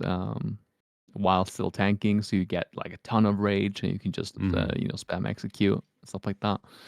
Um, but I mean, of course, that damage is if you optimize your damage like crazy on a Prot Warrior and mid max, you know, at the wazoo, you can possibly gets to about 60% of the power of a blood DK. Yeah. Yeah. At the end of the day, it's just, you know, whatever you do, you're less tanky, you do less damage, obviously less healing. It's it's rough. It's just the blood DK expansion. And Yeah. if you, I mean, I think most of us are looking forward to expansion where the tank playing field's more even, and MOP is Mhm. that expansion. So Oh yeah, for sure. yeah, look forward to that, at least in MOP, that all the tanks will be viable. Uh, there will be, you know, certain fights you want one over the other, certain phases, ones, some are better than others, stuff like that. But in Mhm. general, they're all going to be viable. So you Yeah, can look forward to that. And that'll be fun. you mentioned like going into battle stance too. Mhm. One question like people ask like all the time, since the whole combat table is, uh, you know, it's something you gotta learn. It's not immediately obvious to everybody how it works. I do have a video going over it in depth if people want to check that out. But basically, it goes top to bottom on a list of different outcomes. Miss, dodge, parry, block, then crit, crushing, regular hit.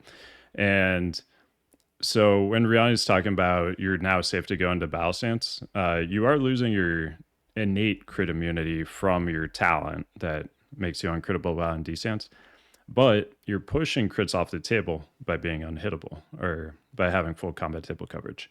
So the worst outcome of an attack against you is going to be a block because the combat table has not yet reached crits on the attack table.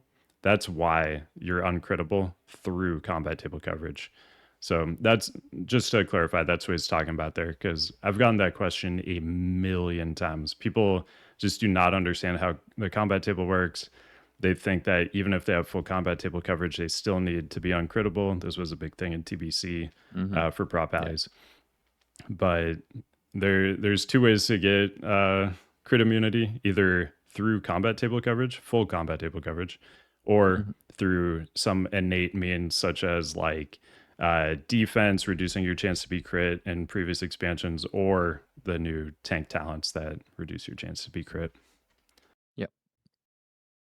That's right. That's right. Walla says he's got a ton of questions. If you want to take some listener questions.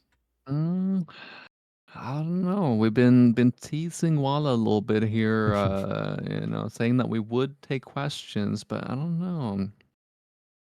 Maybe we'll Does wait a little bit anybody more. else have questions? Anyone else that have a question? I see he posted a question there, but I think we'll just wait on that one just for a little bit longer. What kind of resources do you use for tanking on Firelands? Do you just mean like guides and stuff? I mean, for each of us, it's, I mean, mostly just personal experience, like actually doing the fights on the PTR. And um, I mean, we kind of are the ones who make the guides for it. But yeah, I mean, I'll reference like sometimes I'll reference like Wowpedia to see like, you know, certain abilities, certain they're pretty good at documenting changes to things. So they're a good Mm, one yeah. to check like what date a certain ability got nerfed or buffed, whatever, things like that. So um oh, he's asking about in-game resources. Okay, UI, macros, auras, add-ons, etc. So I mean, I use LVUI with a bunch of WeakAuras. I make most of my own. After a lot of people got hacked from some of the WeakAuras in early Vanilla Classic, I just fully started making my own. I mean, I use other people's still too, but I just kind of learned how to make my own. And once you understand the basics, you can do almost anything you need just with checkboxes and drop down menus and entering like a spell ID here and there. Without any coding at all, you can do nearly anything you need to, which is really nice. I actually have a really good way of making my own WeakAuras that fit my needs. Is I I visualize something, something conceptual, and I ask Kiwi and Apples, hey, is this possible? And he says, yeah, do you want me to make it for you? I'm like, yeah, please make it for me. That's Works nice. every Yeah. time. I Every mean, time. if you got the personal WeakAuras assistant, then yeah, that's the best way to go for sure. Another add-on, MRT, method raid tools. I get that question a lot. Like, how are you showing like hand to sack and paints up, stuff like that.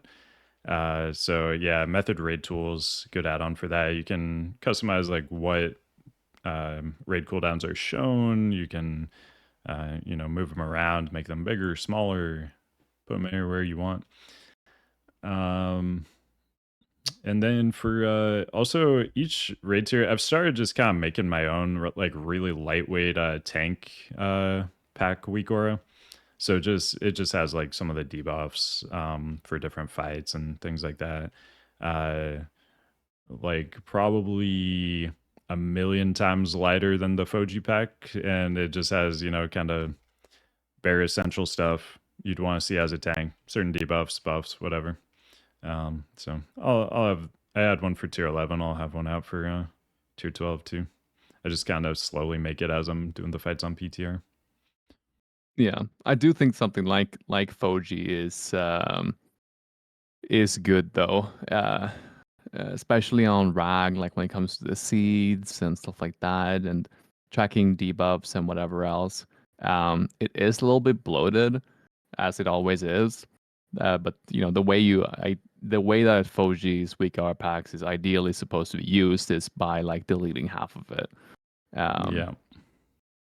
if you're watching, if you're ever in my stream watching, I'm terrible at actually getting around to it because I never want to do it early because I fix my WeakAuras, I delete my stuff, and then it's like um I get a ping in Discord and it's like hey, the new Foji update is out, install it, and I'm like, oh crap. Yeah. um but yeah, I mean, ideally, if you want to optimize for performance, and if this was more of like a mythic retail rating environment, then you would remove a lot of the aspects from Foji to track the more important stuff as a tank. Yeah. Yeah. 100%. I just got tired of, having to comb through Foji and delete so many different things that Mm. I was just like, really, at the end of the day, I just need like a few debuffs to show up. That's generally all I need. He does have some nice nameplate things. That's the other thing I Yeah, generally like from his packs is some of the nameplate stuff he does, and then just the tank debuffs. But those are really easy to just make myself. Um, nameplates and circles. Circles are best. circles are nice, yeah. Uh, Walla says your Firelands tanking videos, I can barely hear them because of music volume. You consider re-uploading them with the music lower. Oh, I mean, maybe. I don't know. Cause like at least on DaVinci Resolve, all the levels are good on it. Like I always look at the levels when I'm uploading stuff, and the videos you're talking about too, they're just like kill videos. So like the things I'm saying don't actually matter. And yeah, Do I don't they know. ever? I mean, I'll keep that in mind in future videos. I'll try to make it a little bit lower even, but yeah, I don't know. That's not something I've really ever heard somebody had an issue with. So if I suddenly hear that everybody's having an issue with it, yeah, I'll definitely change it. But I I don't think it's like a widespread thing. But if it is, I will change that. But going forward, I can drop it a decibel. Um, In regards to Block Tank conversation and their damage, do you see Prot warriors doing more or close to Blood DK damage in Dragon Soul? I mean, it's gonna be way, way lower than Blood DK for sure, right? I don't think there's even a question. It's just gonna be super low. I think. I have to see the. So if you don't run with the tank 4-set on Prot Warrior, which the Prot Warrior 4-set in Dragon Soul is really good. But I want to see what kind of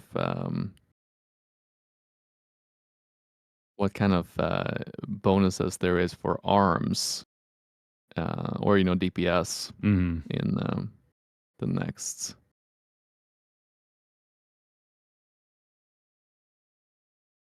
Less cost on Heroic Strike. So you can do a 2-set thing for Prot Warrior next tier or in Dragon Soul.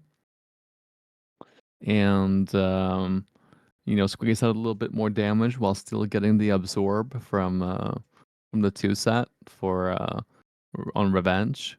So you can become a Blood DK by getting the absorbs through Revenge, and then you can squeeze out more damage and just Heroic Strike off off cooldown. But no, Prot Warrior will still be very far behind in Dragon Soul. Even though Dragon Soul does spice things up a little bit with the items that gets released there. They get crazy, Some the pretty procs and everything. That's yeah. gonna be such a huge damage boost. Yeah. I think it was it the Agi trinket that has the proc that Attack does power like as scaling. much as a DS or something. Yeah. It's I mean, nuts. it's been nerfed a lot over its lifetime, so I'm not sure how good it will be in its in the state that we get it in. But it does scale like a little bit higher than 1-to-1 with attack power when you have the heroic version. So I mean, if you have like, what will you have at that point? Like 18, 19k vengeance, maybe 20k vengeance, maybe. Add that with another like 20k inherent attack power from strength and your buffs and whatever else, and then you will just be the person in the raid that has the highest attack power by far. So if it does actually do a lot of damage, then then maybe the agility trinket will be Blood Decay Prio. Blood DK I'm hoping Prio, that's the case. 100%. My hunters are gonna be so upset if that's the case.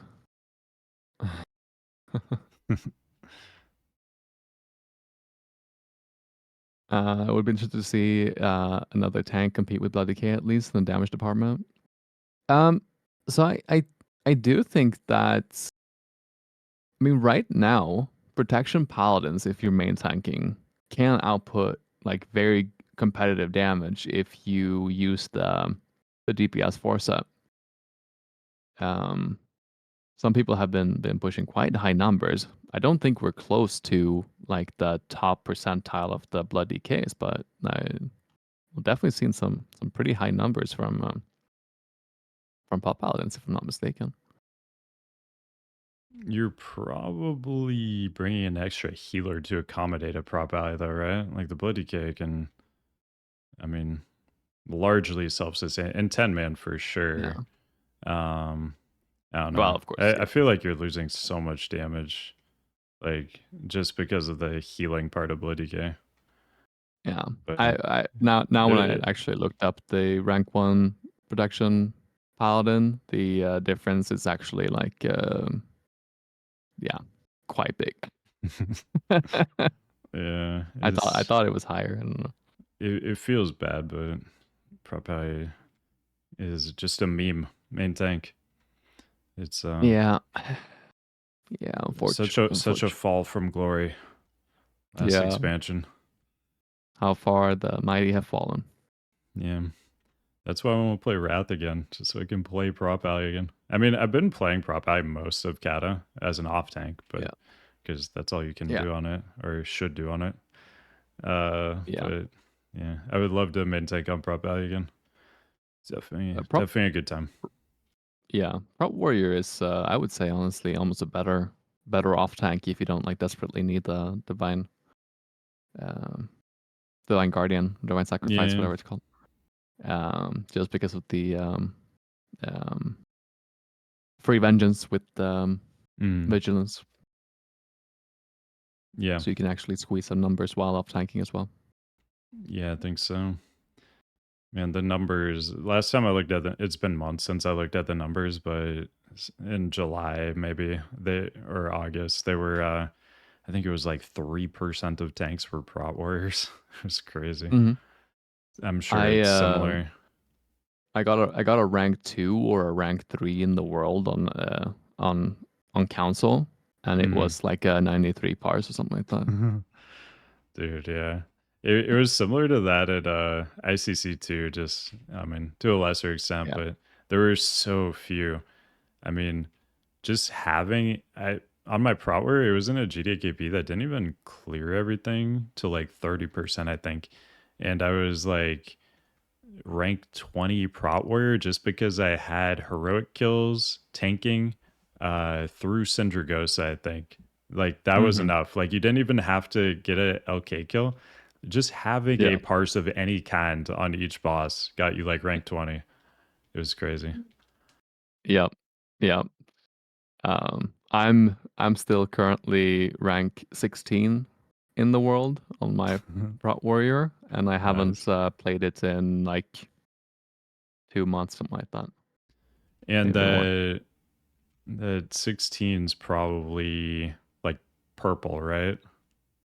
Because there's so few. No, it is pink, but Oh, okay. yeah. All right. Yeah, I I just mean, I guess you remember know like the at ICC, just you would have like a rank 10, whatever, and it's a purple, like stuff like that. It's crazy. I do have a rank 8 on Sinestra that is a purple, so there's that. Yeah, man. Someday, next expansion, look towards Yeah. mop. You can play your Prot Warrior again. Yeah, that'll Well, be as fun. as a main tank. Right, right. I'll be playing the shit out of every tank in Miss Pandaria. Like the only one that I'm not really excited about is the Guardian Druid. Um Hmm. and They get really but crazy. like I know by Siege of Orgrimmar, they get insane. They get some set bonus that gives them like 100% uptime on Frenzied Regen or something. And mm, they just get nutty. yeah. And their damage is crazy. But yeah, I don't know if I'm gonna play enough to like play every tank, but I'll at least level all of them. Maybe get a run here and there on some of them. I want to set us a little bit of a challenge to get gold challenge mode on all tanks, at least, and then I probably won't play Hmm. the druid much more than that. But I want to raid at least on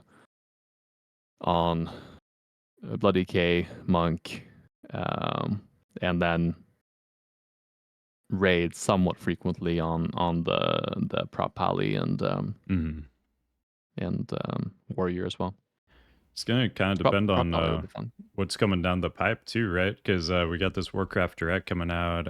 What was it, November 13th, I think.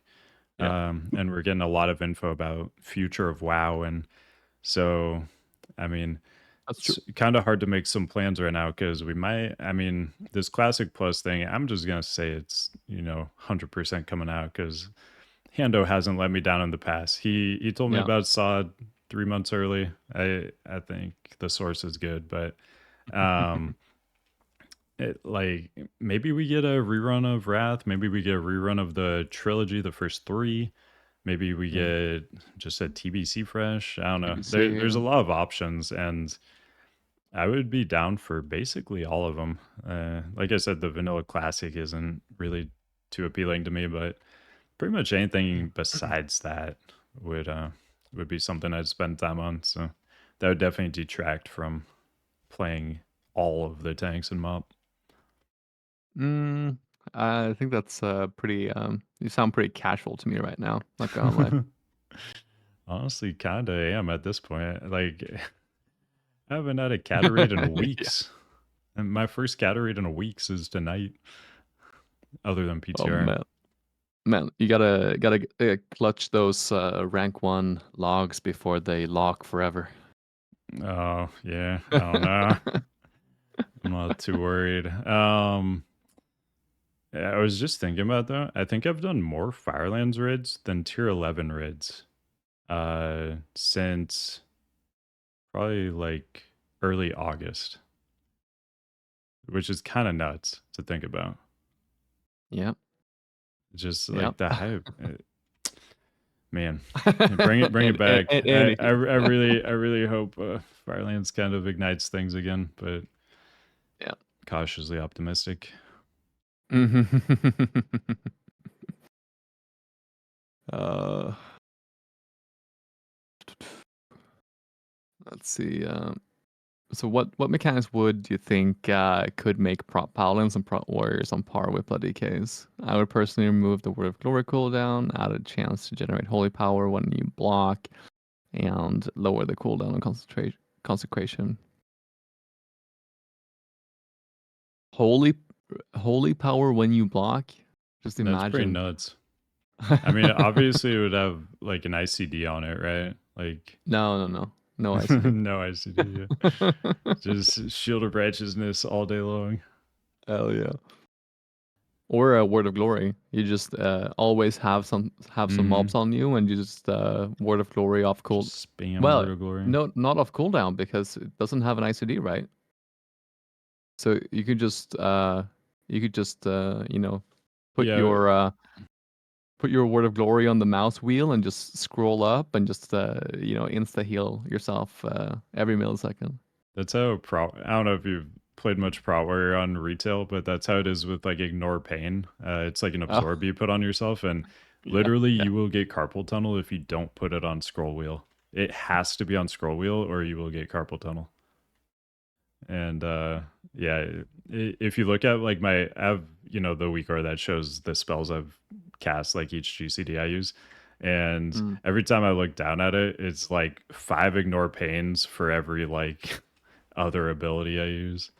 Probably Yeah. not to that Oh extreme, man. but it's insane. It's like just so much ignore pain. Yeah. Yeah. Um. Yeah. I don't know what they could do with the changes. Honestly, like there are changes that they can make to buff the classes to make them at least a little bit more in line. But the problem is, it has taken so long that it's a bit of a moot thing. Like even if the block tanks are brought up like somewhat, because they can't be on par with Blood DKs. Like the design, they will have to be completely redesigned to be on par with Blood DK. Um, so they're always going to be worse than Blood DK, and everyone has already re-rolled to Blood DK to fill that niche. So people that would originally be wanting to play block tanks are not going to go back to block tank even if they uh, even if they are buffed. So it's like too little, too late. Um, and what they can do will basically just have to be tweaks. It'll have to be like increases to damage values, um, maybe some talent adjustments. Maybe glyph adjustments like Shattering Throw, bringing that back from Wrath. Yeah, like some of the things you mentioned would probably be good, like maybe haste, or maybe like your GCDs and Crusader Strike and Hammer of the Righteousness being affected um, by haste, to shorten the cooldown so you can get more holy power. But I mean, for them to be like even close to like get a strong buff, they would have to get the Mist of Pandaria, Shield of the Righteousness like now, as active mitigation. Um, but yeah, Part that's not happening. part of the mop shield of righteousness too. It requires a lot of haste, because Yeah. haste and mop like affects your uh, CDs.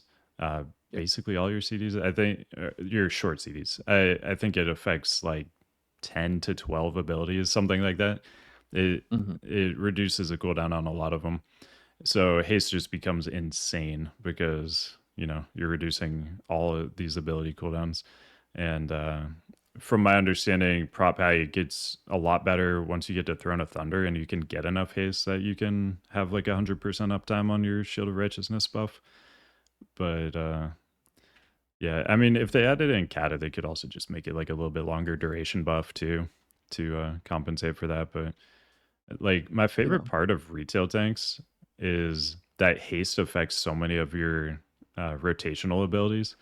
It just makes the gameplay so much better when you can Mm-hmm. actually just do more stuff by getting more stats, and Yeah. rather than just it's only a numbers increase. You get more attack power, makes you do more damage. Great, but Mm. I just want to do more stuff. Like Yeah. I think retail has that part of it so good, just letting you do more things. Yeah. No, I agree. I agree. Like Bloody Case in Cata. Yeah, if you're a fan of the hastening, just wait. It just keeps rolling. Oh yeah. Yeah. Haste will be very nice to play with in Mr. Pandaria. That's for sure. All That's right. for sure. You got anything else? I feel like I was sitting down and I was thinking about things to talk about um, today, and I had like this list in my mind that I'm like, oh yeah, that would be good. Oh, that would be good. That would be so good. In addition to all the bosses and stuff like that, but then I Mhm. didn't write them down. Oh no. Yeah, I mean, we yeah. could always do a part two, like before Firelands comes out. I mean, it could happen. uh, two two angry 30-year-old men rave about why no one is liking the other 13-year-old game. Yep. um, but no, I don't know if I have too much to bring up either. I mean, maybe we could maybe talk base gear. I don't know. I want to get your perspective on because I think you originally were thinking to set two sets. Yeah, I'm still Um, leaning towards that. I mean, so in your video, you made the argument like other people should get first. Totally agree with that. But mm, like the majority of the phase, you're gonna be able to get it if you want to. Like mhm, I was the last person to get my 4-piece because I went for the DPS 4-piece first. I was like the last person in my guild to get the tier set, and I mean I've had it 75-80% of the phase. Like yeah, so early on, sure, like min max and let the DPS get their tier sets, stuff like that.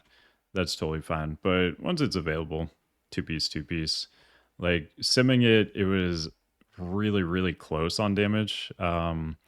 I saw the non two piece as like 150 to 200 DPS higher, but that's at the cost of uh some avoidance, and like you kind of just get, I feel like the extra avoidance and mass you got was just higher value than a couple hundred DPS. If you're going for rank 1 parsers though, you just go whatever does more damage. But yeah. I think for just total value it just makes more sense to go two piece. And Mhm. man, the two piece is really nice on cleave too. Uh, Yeah, it is. Heartstrike spreading that little burning dot. It's Yeah, pretty good, pretty good. yeah, that's pretty nice. And then you get you don't get the bonus damage application on the first strike, but if you hard strike again, then you get the bonus damage from the dots, which is nice. It's big. And affected by spell damage, percent increases.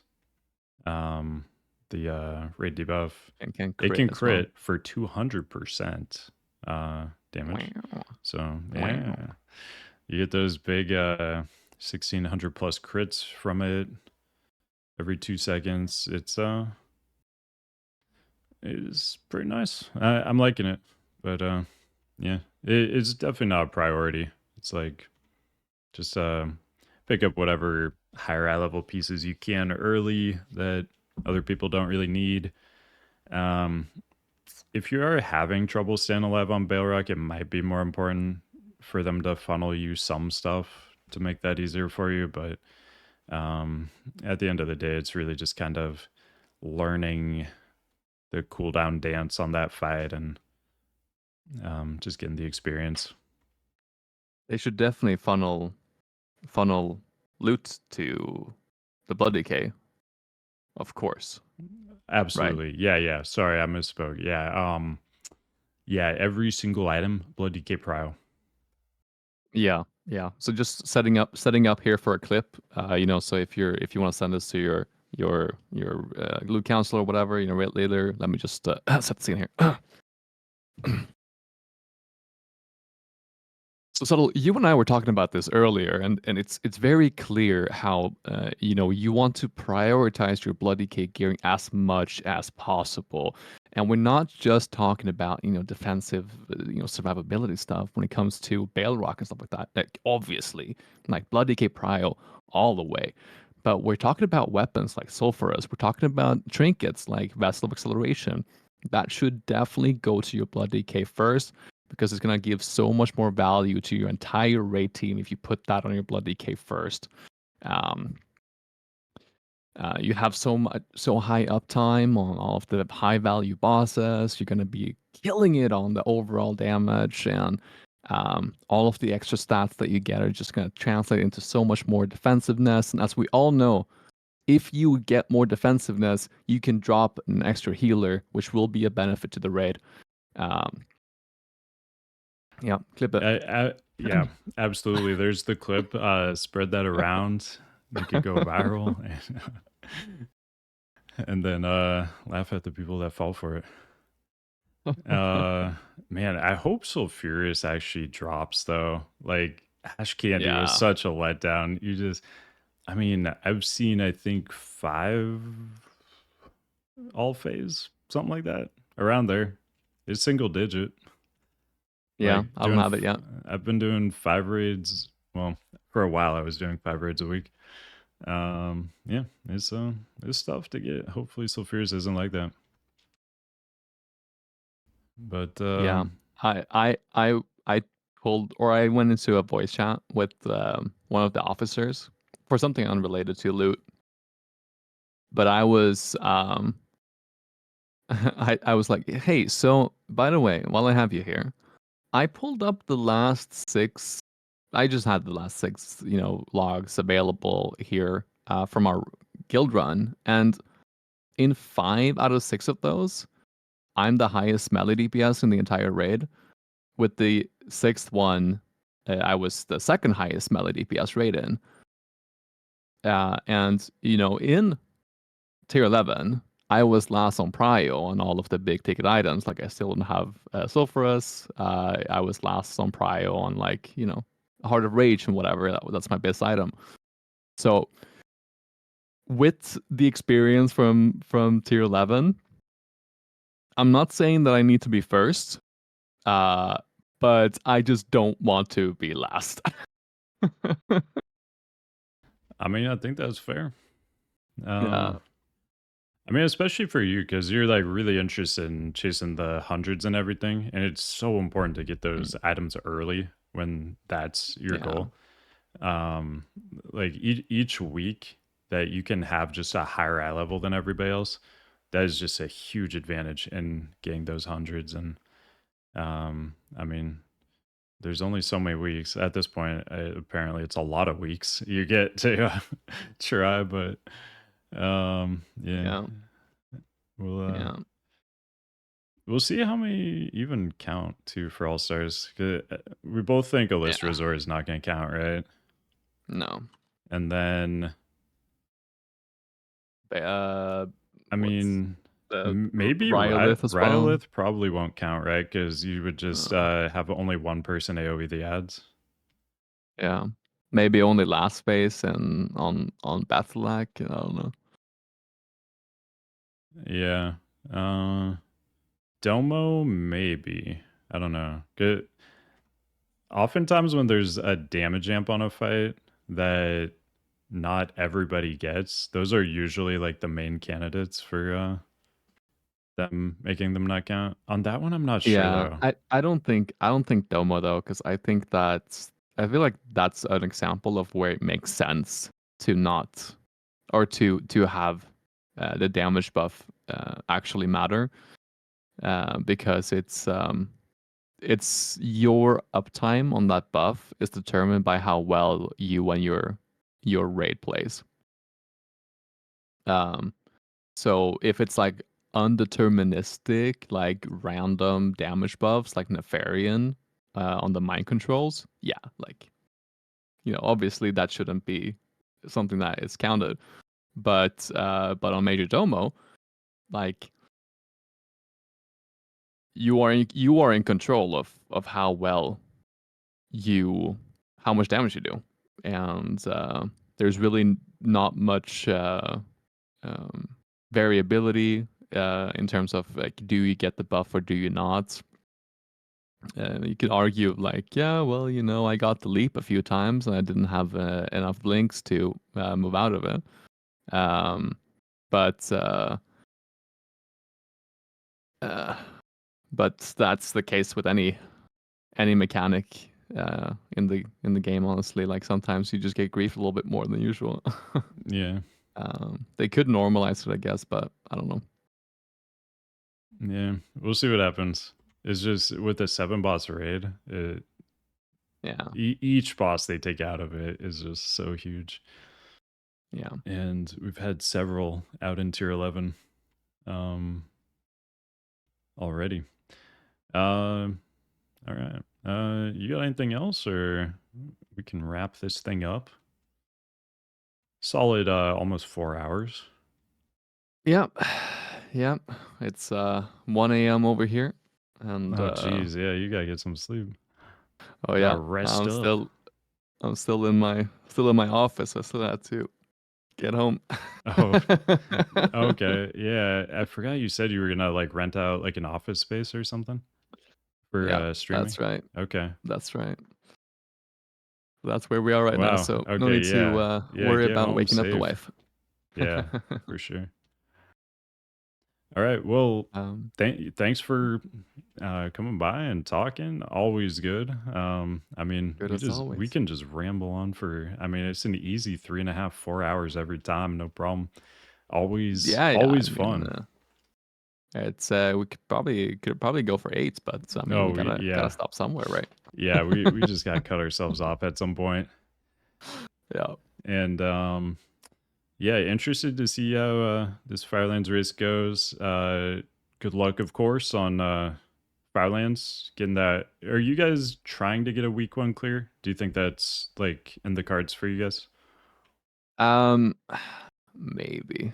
Like we'll probably get 6 out of 7 very comfortably. Like maybe the first day. But we'll see. We'll see how well we fare on Rag. But I think we should get it week 1. Okay. Um, yeah. All right. Well, good luck. I will be probably playing a ton day 1 trying to get that kill because we did not kill on PTR. So Yeah. we gotta get that first kill on live. Yeah, yeah, but you got it low enough. You know what's Yeah. going on. Yeah, You'll be we've fine. seen everything. I think we'll be all right once we actually start equipping these 391 items and um, push these Yeah. phases a little bit quicker and everything. Yeah. You'll have 3,200 valor points as well to work Ooh, with. yeah, So you get to that pick is a up really good point. a tier piece, and you'll be able to actually convert the tokens that drop in the raids. You'll be able to have like early 2 sets. You get, your big relic. You'll have some BOEs that you can maybe pick up. Actually, no, if you're raiding on release and trying to kill it on release, then you won't have any BOEs. Yeah. I mean, unless you get lucky, we saw a few drop while we were just regularly Yeah, clearing, not even farming. But yeah, you never know yeah. what'll actually drop. No, and But, people are gonna farm BOEs like crazy. It's mm-hmm. gonna be like ICC where you have people doing rep farming and Oh yeah. first BOE reserved and shit like that. Yep. Yeah. Absolutely. But excited to finally have some new stuff to do. It's gonna be nice. It's been Yeah, a long, long indeed. time since Cata had anything new. And Indeed, indeed. I'm excited too, and I'm excited next week to get the new Heroic Plus system, which we've all so eagerly ooh, been yeah. awaiting. Uh, Mostly so I can gear up Clothiani even more. I need to play Clothiani next week. I need to clear 13 out of 13 on Clothiani. It needs to get done. Uh, It'll happen, I I've believe. been procrastinating too hard. You want to plug your YouTube and Twitch real quick before we go? I'm on YouTube. No, but Riyani no, just Riyani on YouTube.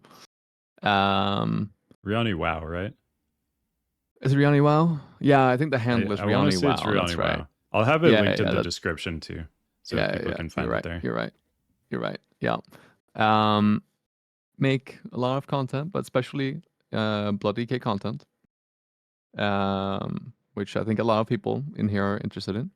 And then I do raid guides as well, and currently have 5 out of 7 out with Majordomo recorded, but just need to edit and all that. Um, and just some other stuff, some other stuff. Um, and I stream on Twitch as well, Riyani TV, not mistaken. So go over and follow. Right now, you can come back. It's fine. Do you have Uh, specific days you normally stream? I've been very inconsistent with my streaming lately. It's mostly been centered around the raids and the days that I have something Mm-hmm. going on. But it's usually starts here in Europe in the afternoon, and I'll stream either until dinner if there's no raid, or if there is raid, I'll stream till like midnight usually. But I'll be streaming the hell out of Firelands. I'll be streaming the um, release raid with comms and everything. So if you want to listen to comms, you can do that. Yeah, And sometimes our comms get a little spicy, so I don't have them on. There's a certain vibe I'm trying to go for. It there might be too much yelling. It might break that up. yeah, yeah. Um, but another thing I want to plug as well is the actually two things. Man, I'm just plugging like crazy. Like I have so many things going on. Keep That's plugging, crazy. keep plugging. Yeah. So I'm gonna plug the Bloody K Wowhead guide, if you could believe it. Uh, What? I yeah, thought we hated that guide. What we happened? do. I hate the Bloody K author uh, because he's me. Uh, but no, I've actually spent a ton of time, like completely like revamping the entire Bloody K section, and I think especially the rotation section I'm really proud of, where we have like huge outlines, openers with like here's how to press your first 15 globals, here's how to prioritize your spell priorities. Here's how to think about snapshotting and what's worth snapshotting and how which things it scales with, and how to most optimally use your blood tap and stuff like that.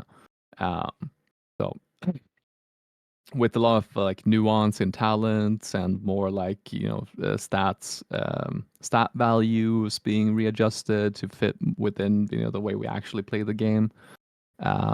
With and then now both pre-biz list and biz list coming out pretty soon, but all the other things are already out.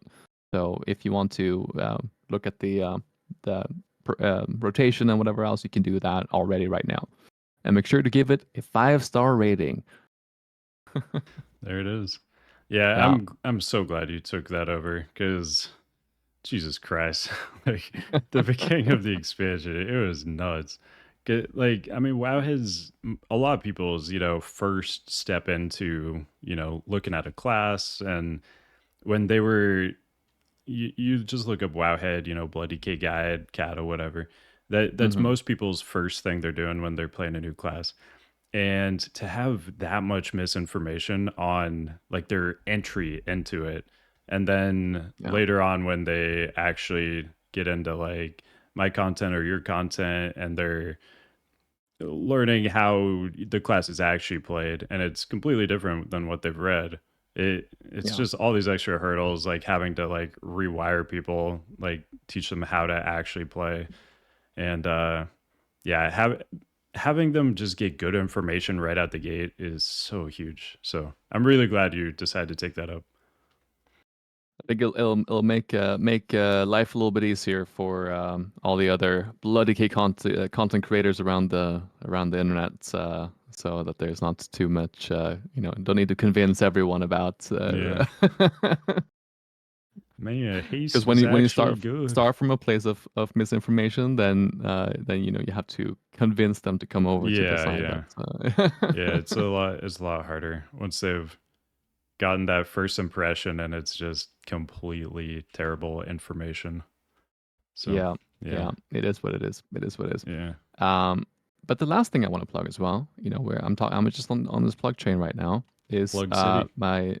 my new Discord that I finally started. It took procrastinating for so long on the Discord, but now it's finally up, and I'm really enjoying it. It's Nice. especially the food section. The food section is the one that's popping off. I'm a foodie for sure, and I guess there is some other information as well with resources and blood decay tips and whatever else. But the food is where it's at. I linked it to you because I don't know Okay. if I can link in the Twitch chat. Yeah, I can post in chat real quick. I'll also add that to the description. Okay, that's cool.